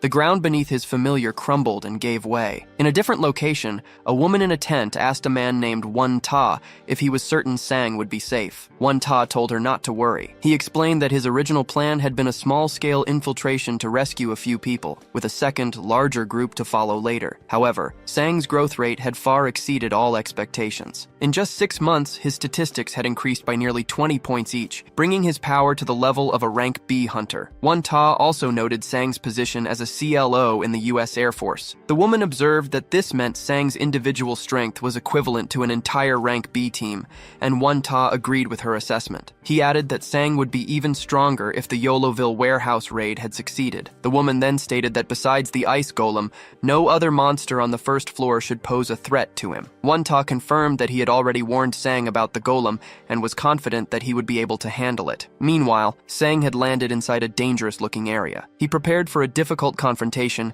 by making a cut on his finger to coat his sword's blade blade with his blood. He then swung the enhanced weapon at a massive ice golem. The attack made no impact, failing to leave even a scratch. The golem retaliated with a powerful headbutt, which Sang managed to dodge by jumping to the side. He was now faced with the reality that his strongest sword was completely ineffective against this opponent. The area is in a state of chaos, with numerous hostile creatures still present. A large golem consumes one of these creatures and then extends its palm. Sang immediately catches hold of it. Sang dodges multiple incoming projectiles while observing the golem, which is eliminating the creatures more efficiently than his own clones. Sang finds this suspicious. He recalls being warned that to defeat the golem, he must strike the yellow core located in the center of its chest. Sang considers his options, as his magic bullets fail to even scratch the core. The golem raises its arm for an overhead hammer blow, and Sang instructs his clones to evade the attack. He dodges falling debris but is unable to avoid an incoming punch. The blow does not hit him directly. Instead, it strikes and destroys his clone, number 5. Seeing this, Sang realizes he must deal with the situation quickly and considers using a teleport scroll. Formulating a plan, Sang charges toward the golem, which is now dragging the remains of the destroyed clone. Sang activates an ability in his legs as the golem attempts to bite him, narrowly avoiding being eaten. He lunges forward just as the creature's mouth snaps shut. The remaining clones look on with uncertainty, but Sang is revealed to be safe outside the golem. Lying on the ground, he looks at the angered creature and asks it if it tasted what it just swallowed. It becomes clear that Sang's maneuver caused the golem to ingest the teleport scroll. A brief flashback clarifies Sang's strategy. As clone number 5 was being struck,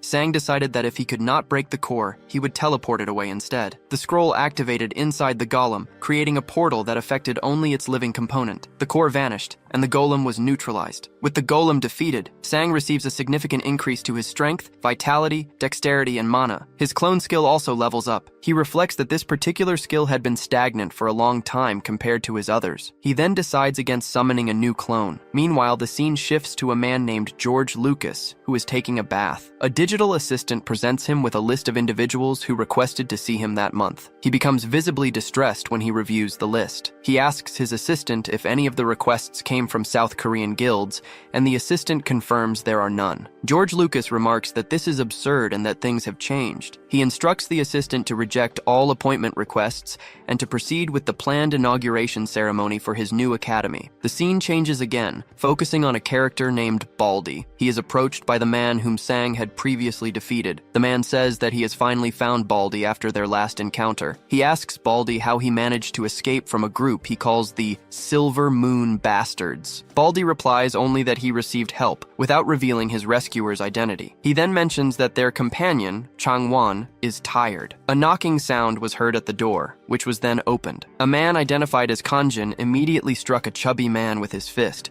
sending him flying across the room. Kanjin then entered and asked who had attacked the members of Silver Moon in the hunting field. He warned the men present that they were the third group he had questioned, and that the previous two had claimed to know nothing. He then wondered aloud if this group would also deny having any information. The chubby man activated an ability and attempted to punch Kanjin, who blocked the attack with no effort. Kanjin stared at him, then gripped his hand and forced him to the floor. After pulling the man back to his feet, Kanjin delivered a powerful punch to his head, causing a severe and bloody injury. Seeing this, a bald man told Kanjin to stop, promising he would tell him everything he wanted to know. Kanjin feigned confusion before striking the bald man in the mouth. He told the man that he would be forced to talk one way or another, and questioned why he was acting as if providing the information was a generous offer. Kanjin then asked why he was protecting the chubby man, adding that he was going to die anyway. He struck the bald man again, knocking him to the ground, and then moved to stomp on him. The man screamed for him to stop, admitting that he knew the identity of the person who attacked Silver Moon. As he begged for mercy, Kanjin stated his belief that any problem could be solved with fists. The man was about to reveal Sang's identity. The scene shifts to a frozen, icy region where Sang and his clones were traveling. Sang decided they should slow down and remain on high alert. He noted that although they had not encountered any monsters for some time, they had discovered numerous corpses. Sang considered how difficult it would be to recover the bodies from such a location and wondered what had killed so many people. Sang asked one of his clones for their current position, and the clone confirmed they were close to their destination. He instructed them to search for any traces of battle left by an individual known as Teen 1, mentioning they needed to check everything by 2 o'clock. Suddenly, a clone moved in front of Sang, intercepting a stabbing attack from an unseen assailant. A large monster then materialized before him. Sang was confused by the monster's sudden appearance and theorized that it might possess an invisibility skill, as the only evidence of its presence had been footprints on the ground. An entire group of these creatures then surrounded them. Sang realized that these undetectable monsters were responsible for the corpses he had found earlier. He attempted to draw his dagger, but one of the creatures shoved him backward. A clone positioned behind him immediately attacked and sliced the monster. As they fought, more invisible creatures continued to appear, becoming visible only when they attacked. Sang found it strange that his clones were capable of blocking the monster's surprise attacks. He decided to relinquish control of his body to his primary clone, Number 1, so he could observe the fight. Number 1 drew a cursed sword. Although he appeared to be negatively affected by the weapon, he did not seem to be concerned. Sang blocked an invisible attack,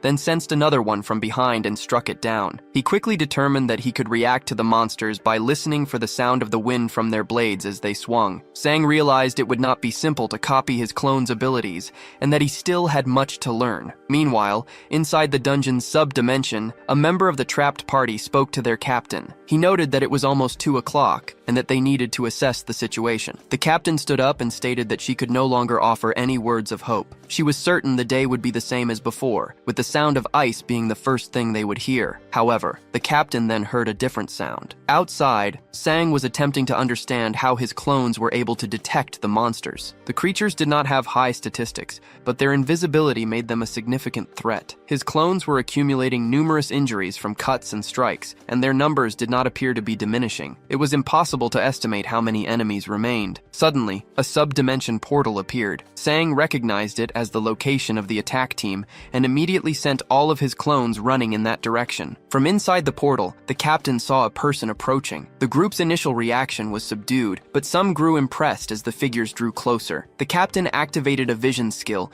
and saw that Sang was leading the entire swarm of monsters directly toward them. As he approached, Sang shielded his eyes and announced that he had come to save them. He then asked them to save him in return. After a brief hesitation, the captain ordered her squad into action. She instructed them to help the young man, and they deployed shields and magic. A defensive dome formed as one member began an incantation, activating a magic arrow skill. Multiple powers struck the pursuing monsters as Sang continued to run. The first clone managed to get inside the dome just in time, and the rescue party collapsed to the ground. The captain then closed the entrance with her shield. The captain thanked Sang, who identified himself as being from Rescue Team 1. The party members did not seem particularly impressed. After a moment, a woman asked if he was from the Canis Guild. Sang replied that he was, explaining that he came at the request of Guildmaster Ilta. The man expressed his relief that their guild had not abandoned them. The captain then asked about the condition of Seong Ta, the team member who had escaped. Sang confirmed that Seong Ta was alive, but had not yet regained consciousness. Sang noted her concern for her team, but interrupted to state that they needed to leave, reminding them that Ilta was waiting for their return. The woman informs Sang that they can leave, as she has brought teleportation scrolls. Sang notices that one scroll is missing from the original 10 and asks about its whereabouts. The woman hesitates before requesting another favor from him. Sang asks what she wants, and she explains that one of their comrades died during the mission. She recounts that their group was ambushed. Their healer was killed first, followed by an older team member. The woman expresses her desire to retrieve the body of their fallen comrade, so she is not left behind. She explains that during the chaos of the ambush, they opened a portal to escape. However, an invisible monster slipped through and killed the person managing the teleportation, forcing the survivors to flee immediately. Sang understands her request and asks for the body's location. The woman opens a spatial dimension to show him the area. Sang assesses that the location is not extremely far, but retrieving the body will require dealing with monsters. Since he can use his clones for the task, he agrees to help but establishes 2 conditions. First, he will abort the mission and withdraw everyone if he senses any risk of failure. The group agrees to this term. Second, he insists on handling the retrieval by himself. The others protest, questioning his decision to go alone. Sang clarifies that he will be using his clones, not his actual body, which surprises the woman. Meanwhile, a man named Kenjin Ho is assaulting another man, Junmo. Kenjin Ho is aware of Sang's connection to Junmo's agency. He breaks Junmo's arm during the interrogation. Junmo was being tortured for refusing to reveal Sang's name, but Ken Jin-ho finds a document containing the information. The paper identifies Sang as Jong Sang-woo, a hunter from the GM agency. With Sang's name and address now known, his enemies can target his family. They are also aware of his cloning ability and realize they must find his original body to defeat him. Ken Jin-ho immediately sends his men to the address on the document. Unbeknownst to them, a woman is secretly observing the entire situation. She recognizes the attackers as members of the Silver Moon organization. The injured Junmo asks Ken Jin-ho why they are pursuing Sang. Ken Jin-ho explains that Sang defeated their crystal gathering team. When Junmo feigns ignorance about the crystals, Ken Jin-ho calls him stubborn. He accuses Sang of stealing their crystals and fleeing, framing himself and his group as the victims. The current situation was complicated. The woman with Sang had stolen a highly valuable pool, whereas Sang had only taken a bag of crystals. Despite this, she was now involved in the immediate danger. In the subdimension, the woman commented that Sang's cloning ability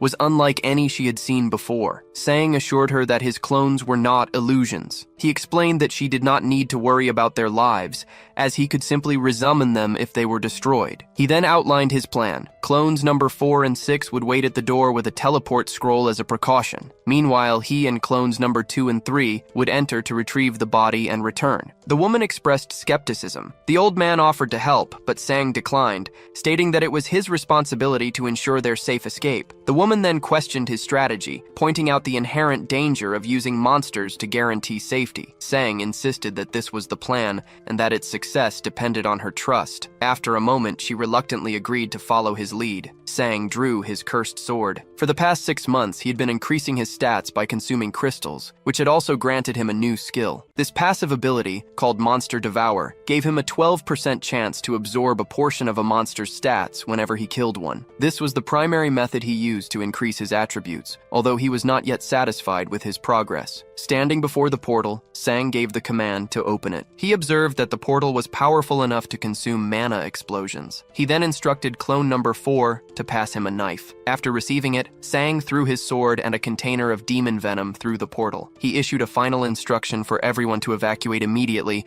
once the body was recovered. The woman then informed him that the monsters inside the dimension remained stationary, waiting for targets, which meant the ones he brought would also stay in their positions. With the plan set, Sang cracked his knuckles as the portal opened. He gave the signal to advance and dashed inside. He immediately located the body and began moving towards it. He soon noticed a footprint, alerting him to the presence of a nearby enemy. Outside, the remaining clones guarded the area and instructed the others to stay back. Some of the people offered to help, but the sister declined. She explained that their location was 40 kilometers from the main entrance, which meant Sang had to have a special method for traversing such a distance quickly. She affirmed that they needed to trust him. Inside, as Sang moved forward, a monster attacked him from the right. He blocked the strike instinctively, which seemed to surprise his attacker. This defensive maneuver demonstrated his growing ability to sense and react to attacks. However, he saw that a large group of enemies surrounded the woman's body. As he advanced on the location, one of his clones was struck from behind with a slash. Monsters began to approach from all sides,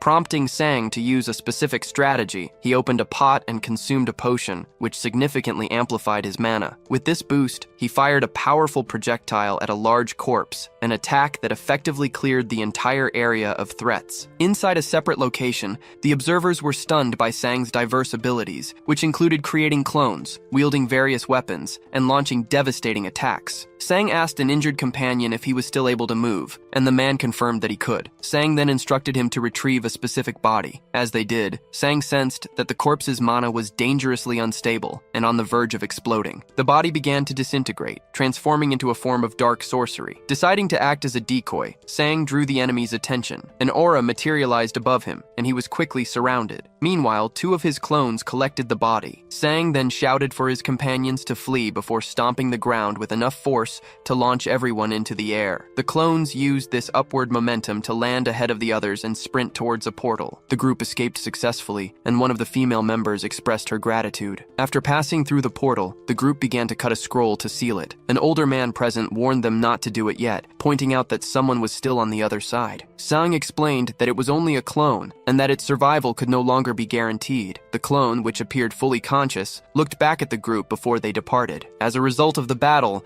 Sang's Monster Devour skill had activated repeatedly. Through this ability, he absorbed the ice essence from numerous defeated creatures, which enhanced his strength, reflexes, mana, and resistance to cold. The scene changes to another location where an individual is slicing an apple. This person speaks to a man named Mr. Xiang Tae, informing him that the rescue mission was scheduled for that day and might already be over. They urged him to wake up, at which point Mr. Xiang Tae's finger twitched. Back at the guild base inside the tower, a portal opened. Guild members ran towards it, anticipating the team's return. A hand emerged first, causing the onlookers to become frightened. A young woman recognized the person coming through as her brother, and overcome with emotion, began to cry. Elsewhere, Sang regained consciousness in a chair. It was noted that this was the first time he had employed such a self-destructive tactic. His sister was with him and attempted to maintain a composed demeanor. Wanta embraces a woman, telling her to be quiet and reassuring her that everything is now fine, though he also calls her an idiot. In response, she begins to cry. The woman explains that she was terrified and had been certain no one would be able to rescue them. She feels responsible for what happened to another woman during the incident. As they have their emotional reunion, a group of people watches them. Elsewhere, the man who had been hospitalized finally regains consciousness. Later, Sang is reviewing his stats when a clone appears and returns his sword. He is pleased to see that his attributes have increased significantly. One Taz then approaches and addresses him as Mr. Hunter, formally thanking him in Japanese. Sang replies that he only accepted the job for the high pay. One Taz dismisses this and promises that,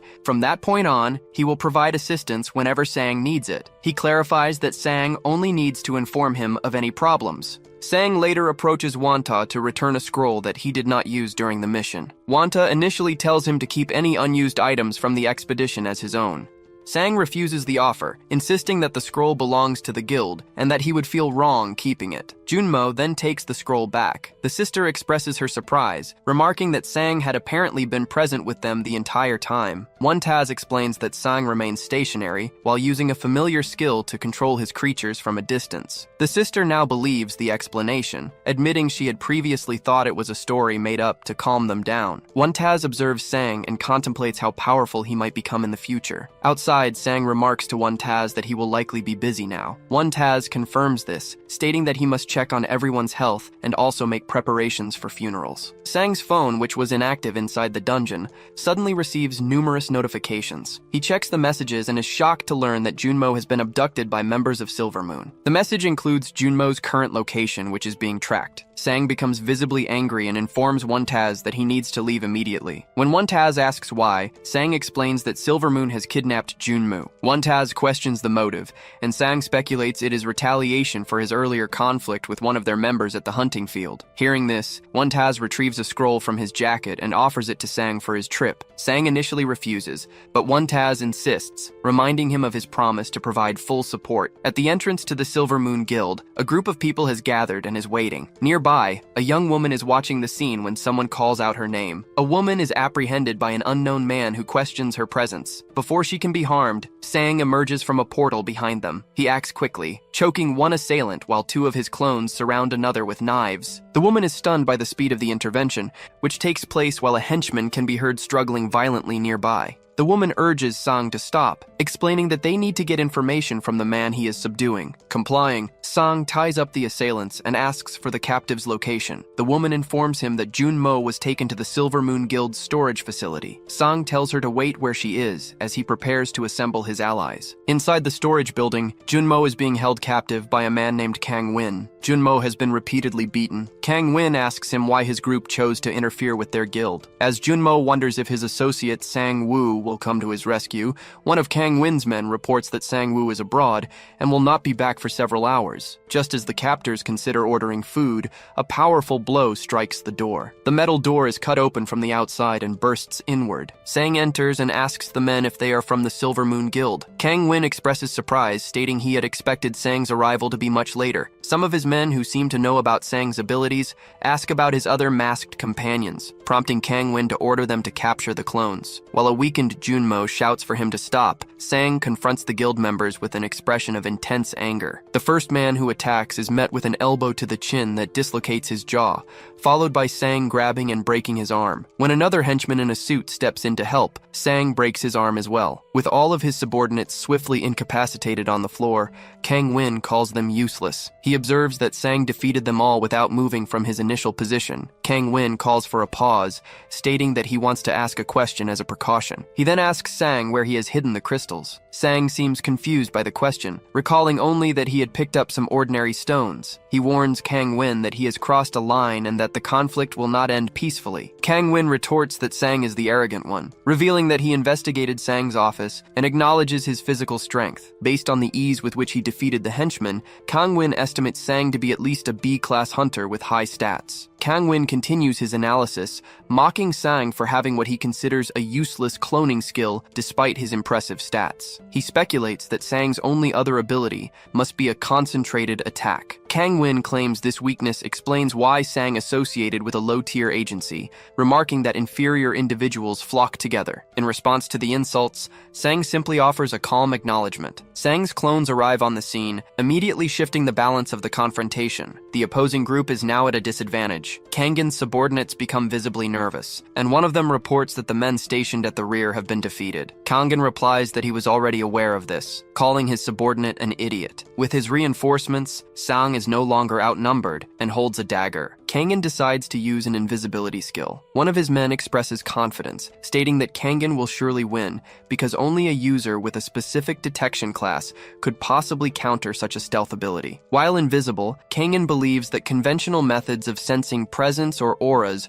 are useless against his skill, which he thinks erases his existence completely. He moves to attack from behind, but he notices Sang's clones seem to be looking toward his position. Still, he is confident that Sang cannot detect him and that the fight will end shortly. Just as Kangan closes in, Sang orders his clones to seize him. The clones immediately capture the surprised Kangan, restraining him effectively. Sang then instructs some of his clones to transport the injured Junmo to a hospital. The scene transitions to a bar where Sang's college friends are having drinks. They are celebrating the beginning of their third year. One friend comments on the fact that it is still just the three of them, asking if none of them plan to find a girlfriend. Another friend who wears glasses then asks if anyone has seen Sang Woo, mentioning that no one has heard from him in a while. They confirm that Sang Woo changed his number and is not responding to messages. A third friend reveals he heard that Sang Woo is now working as a hunter. The news surprises the others, who find it difficult to reconcile the idea of the nice-seeming Sang Woo killing monsters. One friend suggests that they simply have never seen Sang Woo truly angry. He asks the friend, who was Sang Woo's former neighbor,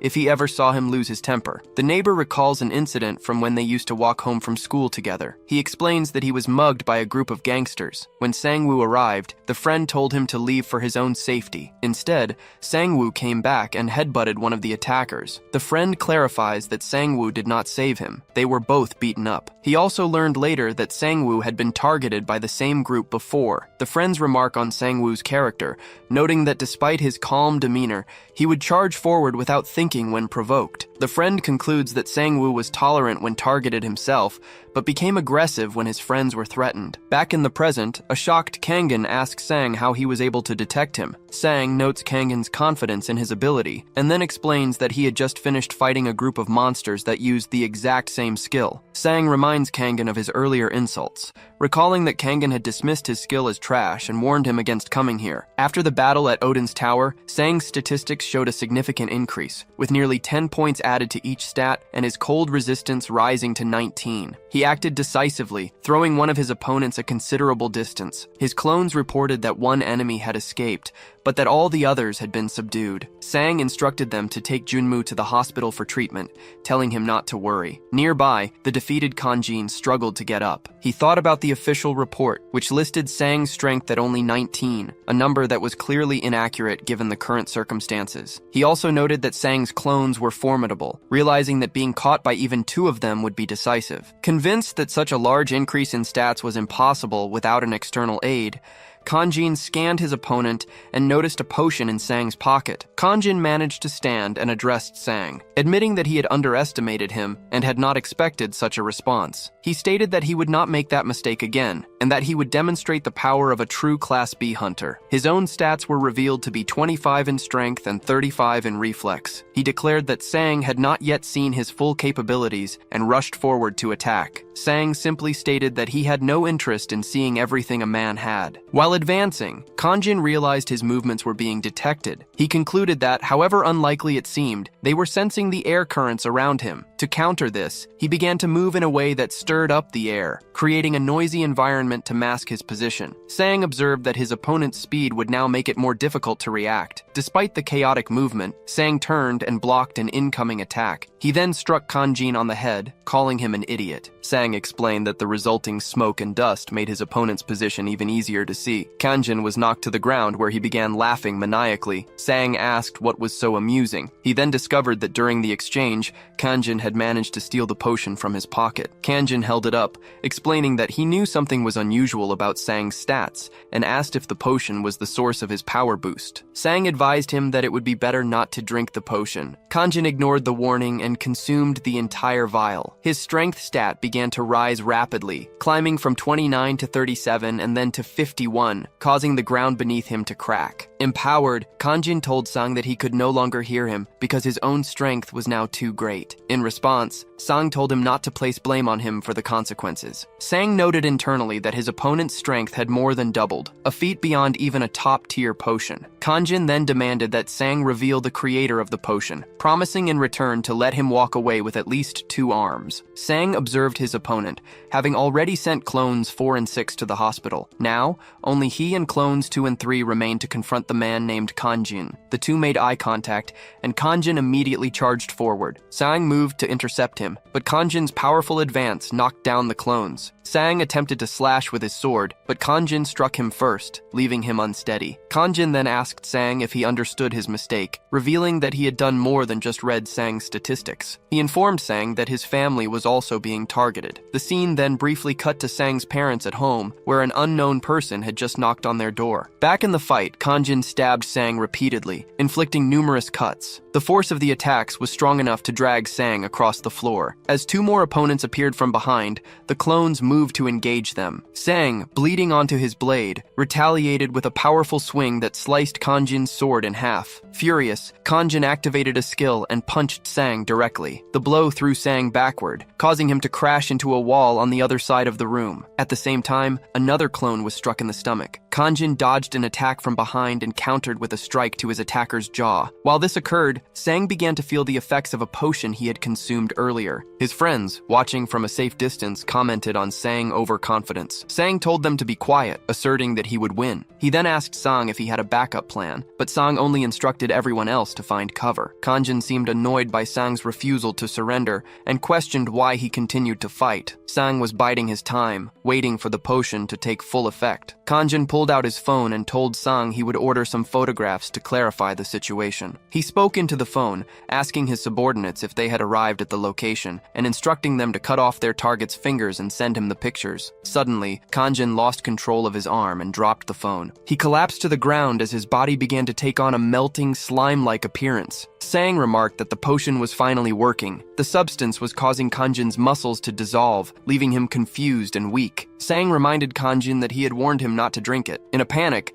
Kanjin scrambled for his phone, intending to call for reinforcements and have them bring Sang's parents as hostages. With his arm visibly deteriorating to skin and bone, Kanjin threatened that Sang's parents would die if he did not receive an antidote. However, a voice from the active call on the phone interrupted him. The person on the other end reported that Kanjin's men had attacked the wrong family and had run into the Canis Guild. A large bearded man from the guild had defeated all the intruders. It was this man who had knocked on the door of Sang's parents. While holding a man in one arm, Sang's father inquired about his son's condition. Sang confirmed that he was unharmed. The men outside still showed an intention to fight, but at that moment, a man named Kanjin received a phone call. After looking at his phone, Kanjin began to scream as his body appeared to transform into a zombie-like state without any action from Sang. Sang grabbed the transformed Kanjin and advised him to conserve his energy just to breathe. He then seized Kanjin's arm and warned him never to touch anyone he cared about, concluding the confrontation. A woman nearby watched the scene in shock. Sometime later, Sang went to the hospital to speak with Junmo. Since visiting hours were over, he entered the room through the window. Junmo noticed blood on Sang's face and asked what had happened. Sang explained that he was fine due to his regeneration ability and warned Junmo that the group known as Silver Moon was not finished with them yet. He then asked Junmo for his opinion on whether he should undergo a re-evaluation for his hunter ranking. Junmo agreed, noting that Sang's rank had already increased after the portal incident, but he had not completed any official reclassification tests since then. Sang explained that he previously had no interest in power itself, as his only goals were to become strong enough to protect his loved ones and to pay for his sister's hospital bills. Junmo asked what had changed his mind. Sang reasoned that if he held a higher classification, like A rank, Silver Moon would not have dared to attack them or the JM agency office. This was why he now sought a higher rank. Junmo agreed it would be great for the agency's publicity, but cautioned that it would also attract significant attention and could lead to more frequent confrontations. Sang confirmed that his decision was final. The scene shifts to Sang arriving at a facility to retake his evaluation. An evaluator named Sang Woo, who possessed a cloning skill, asked Sang if he had come alone, remarking that the test was normally taken by a group. Junmo had previously explained that lower-ranked hunters are tested in groups because monsters are typically stronger than a hunter of the same rank, but Sang's abilities were an exception. Sang simply informed the evaluator that he had always operated alone. Sang Woo explained that to be re-ranked, Sang needed to kill a monster one classification above his own and submit proof to the association. Sang asked if it was possible to skip the DC and B rank tests at once. The evaluator denied the request, stating that a hunter can only register for the test immediately above their current rank. Sang then asked for his assigned monster. The evaluator told him to kill a fishman, warning that its skin was extremely tough and impervious to bullets. After receiving the assignment, Sang walked to a chair, sat down, and began looking at his phone. 2 hours later, Sang Woo saw that Sang had not left for the hunt and wondered if he was serious about the test. At that moment, Sang stood up and walked back to the evaluator's desk. Sang Woo asked if he wanted to cancel the test. Sang replied that he had already hunted the monster. When the evaluator asked for clarification, Sang confirmed that he had killed the fishman and had already submitted the proof. Sang requested to be registered as a Class D hunter. The association employee was skeptical, pointing out that Sang had been sitting in front of him drinking coffee and that it was impossible for him to have completed the prerequisite hunt. The employee, who had not seen Sang leave the building, was unaware that one of Sang's clones had gone to the hunting ground. He told Sang to check the confirmation himself, as it had already been sent by the hunting ground. The employee then reluctantly checked the system and found official confirmation that Jong Sang-woo had successfully hunted a number 5 fishman. Confused by the result, the employee called the hunting field to verify Sang's activity. The staff on the other end confirmed that Sang had indeed hunted and killed a monster there. The employee wondered aloud if the system had malfunctioned. Sang, who had been waiting patiently, asked if there was a resolution. The employee, privately suspecting some form of deception, agreed to process the rank upgrade. The employee officially promoted Sang to Class D, but informed him that he would report the unusual circumstances of the test. In response, Sang immediately asked to be registered for the Class C evaluation. Later, at night, a girl was walking with a bag of crystals while talking to Sang. She apologized to him, admitting that it was her fault Jam had been attacked. She then confessed that she was the one who had stolen the crystal jewels from the field. Upon hearing her confession, Sang's expression grew serious. The girl became frightened, questioning why she had told him the truth after witnessing his previous actions. However, Sang reassured her, stating that the blame was not hers, but belonged to those who had tried to harm him and his family. He told her not to worry. He clarified that the matter of the stolen crystals was an issue between her and Silver Moon, and that he would not get involved. He also noted that she was unaware of what Silver Moon and High Scion had done to her. The girl, trembling, put on her hat, thanked him, and quickly ran away. Back at the Hunter Association, the same employee informed Sang that he had passed the evaluations for both Class C and Class B. Sang stood up and stated that he was finished for the day. Surprised, the employee repeated his words as a question. At that moment, another official arrived and commented that Sang had finally done it. The first employee asked if he knew Sang, and the second man confirmed that he did, identifying Sang as the individual with the unique permission to enter multiple hunting fields at once. The second official elaborated, mentioning the doctor who had evaluated Sang's skill. He recounted that the doctor was so deeply affected by what he saw that he told everyone about the unique ability. The official remarked that it was strange Sang had not ranked up until now. He predicted that the news of a hunter advancing from Class E to Class B in a single day would cause a major stir in the hunter community. A week later, newspapers were filled filled with stories about the hunter nicknamed Clanudo. The reports detailed his unprecedented promotion from Class E to Class B in one day, calling it the fastest rank-up in history. The public learned that his clones were real entities, not illusions. During this time, Sang received a payment of 5 billion. Sang was shocked by the sum of money. Taiwan explained that it was his payment for a successful mission. Sang protested that the amount was too much. Taiwan clarified that while he had initially framed the request as a favor, it was a formal job. He insisted Sang accept the payment, arguing that no one else would have taken the mission, and the problem would have remained unresolved without him. Taiwan concluded by inviting Sang to visit the guild in the future. Sang collapsed to the ground, overwhelmed with relief. He realized his financial concerns were resolved, and that he now possessed enough money to care for his sister. He decided he would use the funds to hire the S-rank healer known as Bless. Sang imagined his first meeting with the healer, picturing himself grabbing the man's legs and begging with such intensity that the healer would be compelled to accept the job. Meanwhile, the leader of the Silver Moon Guild was angered by Kang and Ho's defeat. He questioned the strategy of seizing all of the YOLO Guild's assets, as it left them with no one to process their crystals. The leader resolved to destroy the incriminating documents to conceal their activities. At that moment, a woman named Yangju Cheol appeared. She commented on the leader's strength and accused a person named Shikargi of stealing a stash of items. The Silver Moon leader suggested there had been a misunderstanding and proposed a conversation, but he simultaneously attacked her with a punch. She parried the blow with her claws. At the Canis Guild office, Junmo met with Taewon and other members. He thanked Taewon for sending agents to protect Sang's family. Taewon correctly deduced that Silver Moon was the attacking party. Junmo confirmed this and stated that he did not consider the conflict to be over, especially with the involvement of Kang In-ho. Taewon acknowledged Kang In-ho as the vice leader of Silver Moon and recalled that Sang had left him in a permanently incapacitated state. It was then revealed that Junmo had previously managed Kang In-ho when he worked at the Haesong Guild. The connection between the Haesong and Silver Moon guilds was already well known. Yangju Cheol then arrived at the Canis Guild office. She reported that the members of Silver Moon,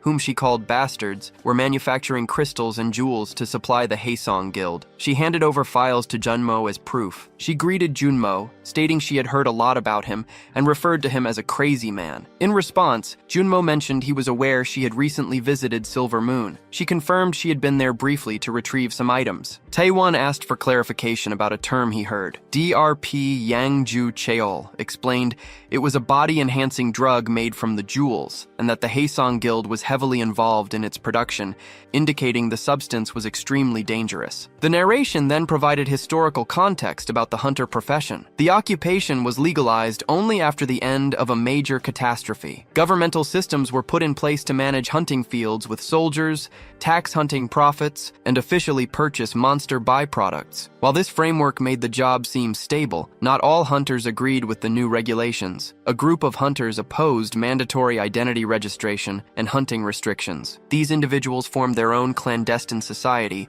operating in secret and using illegal weapons to protect their income. It is revealed that Yangju Cheol is a member of this underground society. The scene shifts to her arriving at a bar with a large quantity of crystals. The bartenders were visibly shocked by the immense amount she had brought with her. Sang advised the woman against retrieving the items. She smiled and explained that she had found them left at the station. In response, Sang frowned. Suddenly, a group of men appeared and approached a woman named Wu Haiyan, informing her that she was to come with them. The men were likely from a guild. Wu Haiyan attempted to ask the bartender for help, but he refused, explaining that the men were threatening his family. At that moment, another individual stepped forward to intervene. One of the men questioned the newcomer's identity and his formal attire. The newcomer confronted the man and told him to back off. When the man tried to reply, he was punched in the jaw. As he began to retreat, he noticed that Sang had arrived at the scene. The narrative then shifts to a flashback. In the past, Sang had informed Wu Haiyan that he would assist her now that she was part of the GM agency. He instructed her to attempt to sell the crystals she had collected,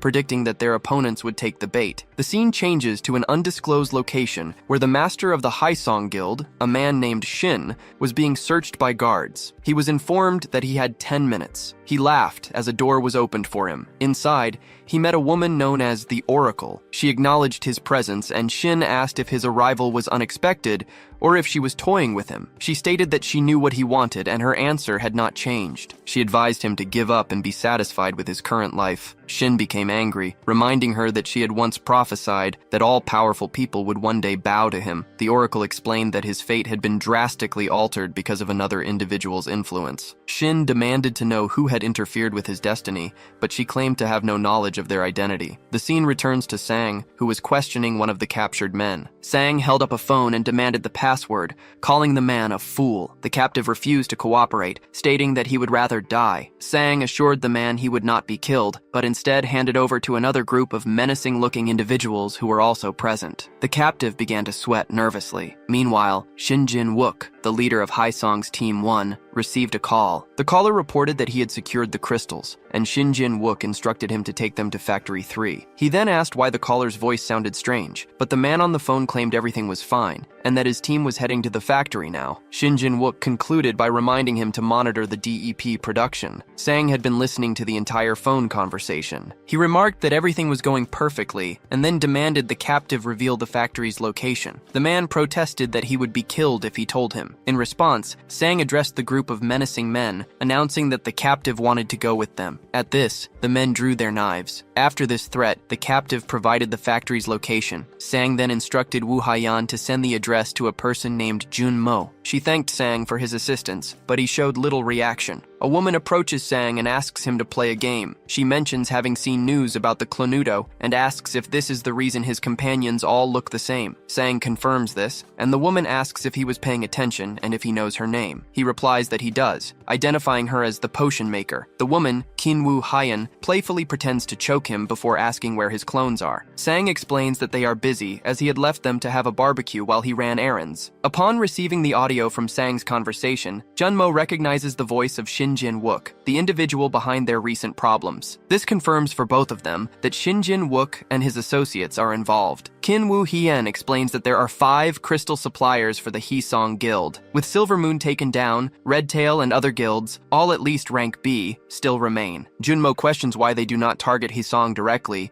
as selling crystals is illegal. She acknowledges the idea but points out the difficulty, as Haesong is led by the strongest hunter in Korea. Won-ta advises Junmo to be cautious and avoid walking alone. Junmo agrees and says he will also warn Sun Woo. Taewon remarks that Sun Woo likely does not need such a warning, as it seems improbable that anyone could successfully kidnap him. Junmo then sends a message to Sang, confirming that the material is a component for a drug called DEP. He tells Kim Woo Ha-yeon to remain at the office until the situation is resolved. She asks if the office trashed by Silver Moon has already been repaired. Sang replies that she will be surprised when she sees the new office. Junmo arrives to show Kim Woo Ha-yeon the new, extensively renovated office, which now includes new meeting rooms and a fully equipped laboratory specifically for her. Junmo also points out that there are rooms in the back where she can stay if needed. As she reacts to the offer, Junmo receives a phone call, and his expression changes drastically. The call was to inform him of an emergency at the hospital, requiring Sang's immediate presence. Meanwhile, in Silver Moon's storage room,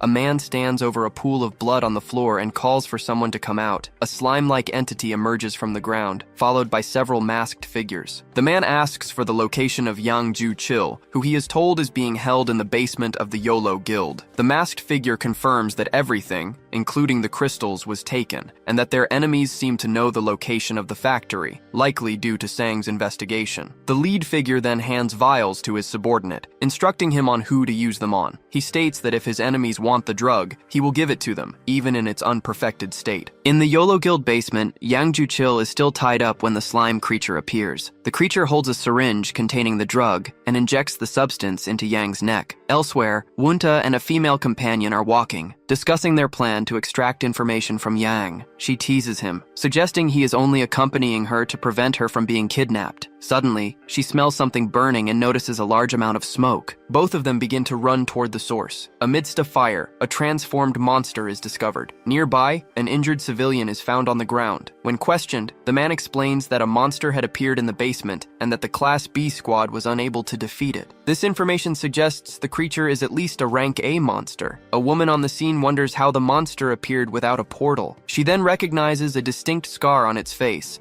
and identifies the creature as Yang Chil. Chill. In a separate location, Kangen is in a hospital bed in a weakened state. A masked individual appears and prepares to inject him with a substance. A woman carrying a digital panel confronts the intruder, telling him he will not be allowed to do as he pleases. The masked man vanishes and reappears beside her, threatening to use the injection on her instead. Just then, Sang arrives and strikes the man with a shoulder tackle to the chest. Meanwhile, the battle against the monster Yang Chill rages on, causing explosions and destroying buildings. The fighters are perplexed because they knew Yang Chill as a strong rank B hunter, not a rank A monster. One of the women recalls a past conversation about a substance called DEP, which was used for body enhancement. Seeing the transformed Yang Chill, she realizes the connection and deduces that their enemies are likely targeting the Silver Moon Guild. This means Kangen is also in danger at the hospital. It is revealed that Siona, the woman with the digital panel, had contacted Junmo, who in turn alerted Sang, enabling his timely intervention. During the fight, the monster roars. A female hunter summons a creature resembling a nine-tailed fox,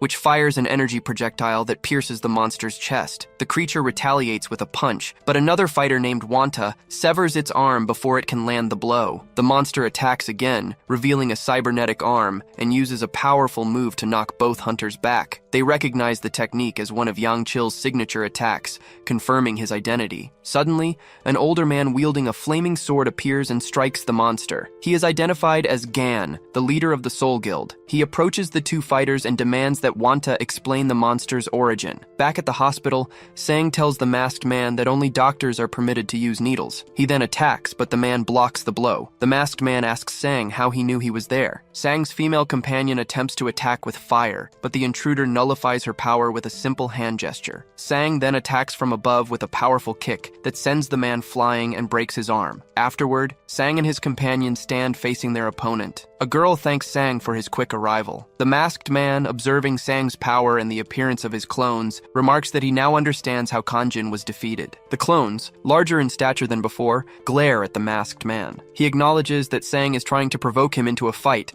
but states that he is not foolish enough to engage all of them. As he disappears, he promises to see Sang again, adding that a person named Vegas is moving toward Sang's sister, who is in the mana absorption intensive unit. The threat against his sister causes Sang to react angrily. Following this confrontation, the recent monster outbreak in the city is officially resolved by the leaders of three guilds, Soul, Yolo, and Canis. A man named Gun tried to inform the public that someone named Hisong was responsible, but his claims were dismissed. The official story became that a simple containment breach had occurred, absolving Hisong of any involvement. Another individual also attempted to reveal the truth, but their efforts were futile. Investigators later located the crystal's original position, but the site was deserted upon their arrival. The EDP production facility was also found completely empty. For a time, humanoid monsters were reported appearing throughout the city, but they were consistently defeated. Eventually, the sightings stopped, and the public forgot about the incidents, leaving the matter as an unsolved mystery. Sometime later, Sang speaks with Junmo, stating that they need a bodyguard. He explains that he has been considering this since the Silver Moon incident,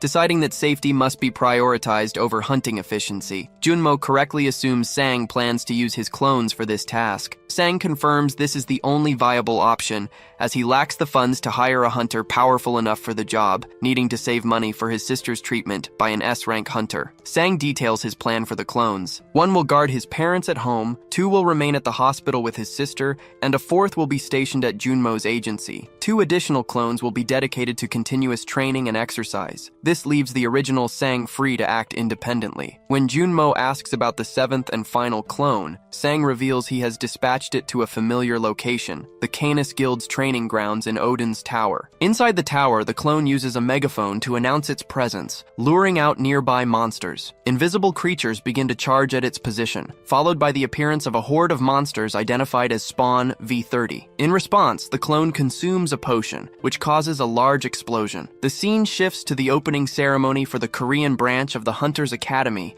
led by its president, Haksu. The Academy's stated mission is to support low-rank hunters by providing free skills training and methods to increase their item drop rates. It is open to all hunters regardless of rank or talent, offering them the chance to train with veterans. The academy also promises that the student with the best performance at the end of the year will receive an elixir, though its properties are not specified. Meanwhile, at the Kayam Agency's private gym, Sang and his clones continue their training. Sang struggles with his training, as the 250-kilogram dumbbells he uses are no longer sufficient to increase his strength. He is unable to find heavier weights for purchase, such as 1-ton dumbbells. While watching television, Sang sees a broadcast about the opening of a new academy branch. He dismisses it as insignificant until the announcers reveal the grand prize, a legendary elixir highly sought after by hunters around the world. Although he is unaware of the elixir's specific properties, Sang's interest is immediately captured. The broadcast shows the Hunters Academy, a grand institution designed to look like a European castle. Its motto promises that any student can learn new skills and overcome their weaknesses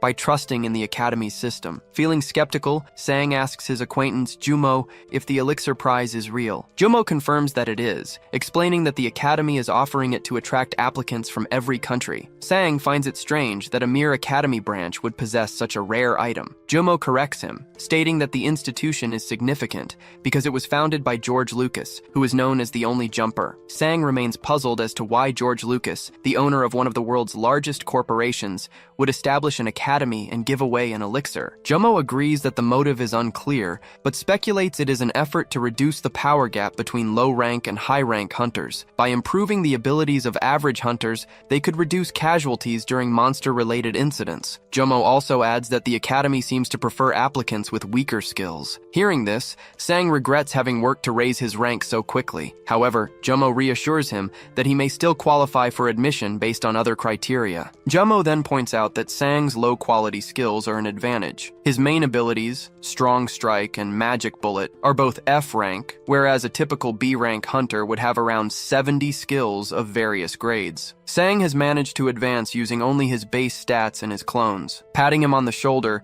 Jumo tells Sang that his lack of quality skills makes him a guaranteed candidate for admission. When Sang asks him to stop, Jumo mentions a donation-based admission system. Sang asks for more details, and Jumo reminds him of the prize money he won from the Canis incident. Sang considers the cost, believing that even 5 billion won would be a worthy price to cure his sister with the elixir. Later, at an event, the Academy's president gives a speech. He publicly acknowledges Sang, stating it is an honor to have him. Embarrassed, Sang replies that he is not special, but the president praises him and reveals that Sang donated 2.5 billion won to the school. Sang thanks him, but privately feels the situation is suspicious, as if he simply bought his way in. He reaffirms to himself that he would pay up to 10 billion won to acquire the elixir. Around him, other guests whisper, identifying him as Jang Sang-woo, the clone user, and wondering if he is a clone. Sang ignores them, thinking that with his current level, he is confident he can reach the end-of-year competition. The director announced that 2 B-rank hunters would be enrolling in the academy that year. Sang learned that the second B-rank hunter's identity was confidential,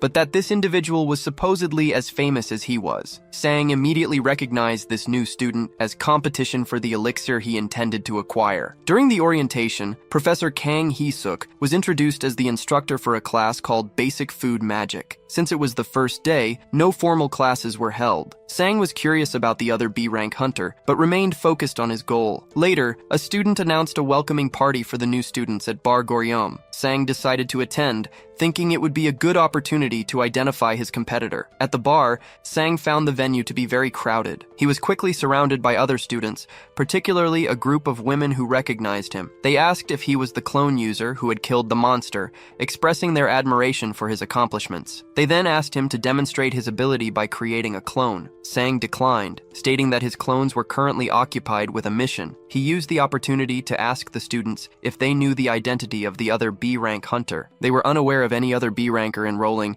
and said that online news had only mentioned Sang's admission. Sang concluded that the other student was deliberately keeping a low profile and was probably not at the party. Deciding to leave, he announced his departure to the group. The female students urged him to stay and offered him a large alcoholic beverage. Sang consumed the entire drink, thanked them, and left the bar, leaving the others surprised. Due to his poison resistance, the alcohol had no effect on him. As he walked, he reflected on how his life had become more serious, leaving little time for socializing as he had with friends in the past. While on his way, an individual in a cap approached and asked for directions to the student party. Sang provided the directions and mentioned that the event was still in progress. The person asked why he was leaving so early. Sang explained he was heading home because he didn't know anyone there. He then recognized the person's voice just as she asked if he would like to have a drink with her. The person was Yan, a former student of his. She confirmed that he should recognize her. Sang asked why she was at the academy, and she revealed that she was also a new student. He questioned if this meant she had failed the university entrance exam he had helped her study for. Yan avoided answering, instead commenting on the cold weather and reiterating her desire for a drink. Sang understood that he needed to stay and have a drink to obtain the information he wanted. The woman requested a drink, and Sang asked about her test results, suggesting that she had failed. She denied this, clarifying that she had successfully passed her exam. Confused, Sang asked why she was at the academy if she had passed her university entrance. She explained that becoming a hunter was her real dream, and she had only applied to university to satisfy her parents' wishes. Her personal goal was always to get a hunter's license after graduation. The new academy provided her with an opportunity, and she managed to convince her parents to let her enroll despite their concerns. They warned her it was dangerous, but she persisted until they agreed. She then asked Sang to explain his own reasons for being at the academy, addressing him as professor. An embarrassed Sang told her to stop using that title as he no longer held that role. The woman pointed out that since they had enrolled at the same time, he was not her senior, and she playfully called him a different nickname. She noted his discomfort and then told him to look at her. After they consumed several alcoholic drinks, the woman became intoxicated. She requested another beverage, but Sang told her to stop. She was resting her head on the table when she suddenly looked up and asked for his new phone number. Upon receiving it, she expressed her satisfaction, stating that he now had no excuse not to contact her, before promptly losing consciousness. Sang proceeded to pay the bill for their drinks. Sometime later, the woman regained awareness and found herself being carried on Sang's back. Confused, she asked why she was on his back, whether she had fallen asleep, and if they were heading home. Sang confirmed she was awake and explained that she had fallen asleep at the counter. The woman complained of feeling dizzy and unable to walk, so she held on to Sang as he carried her. While on his back, she asked why he had not contacted them over the past few months, adding that he could have found a way even with a different phone number. She confessed that she had initially planned to strike him out of anger, but she could not bring herself to do it after seeing him. She concluded by saying she had enjoyed their time together. Sang replied that he had a specific goal to accomplish, which was his reason for enrolling in the academy. He confirmed that he had also enjoyed himself, calling it the best day he had experienced in the last 6 months, and noting that the night was still young. He elaborated on his recent actions,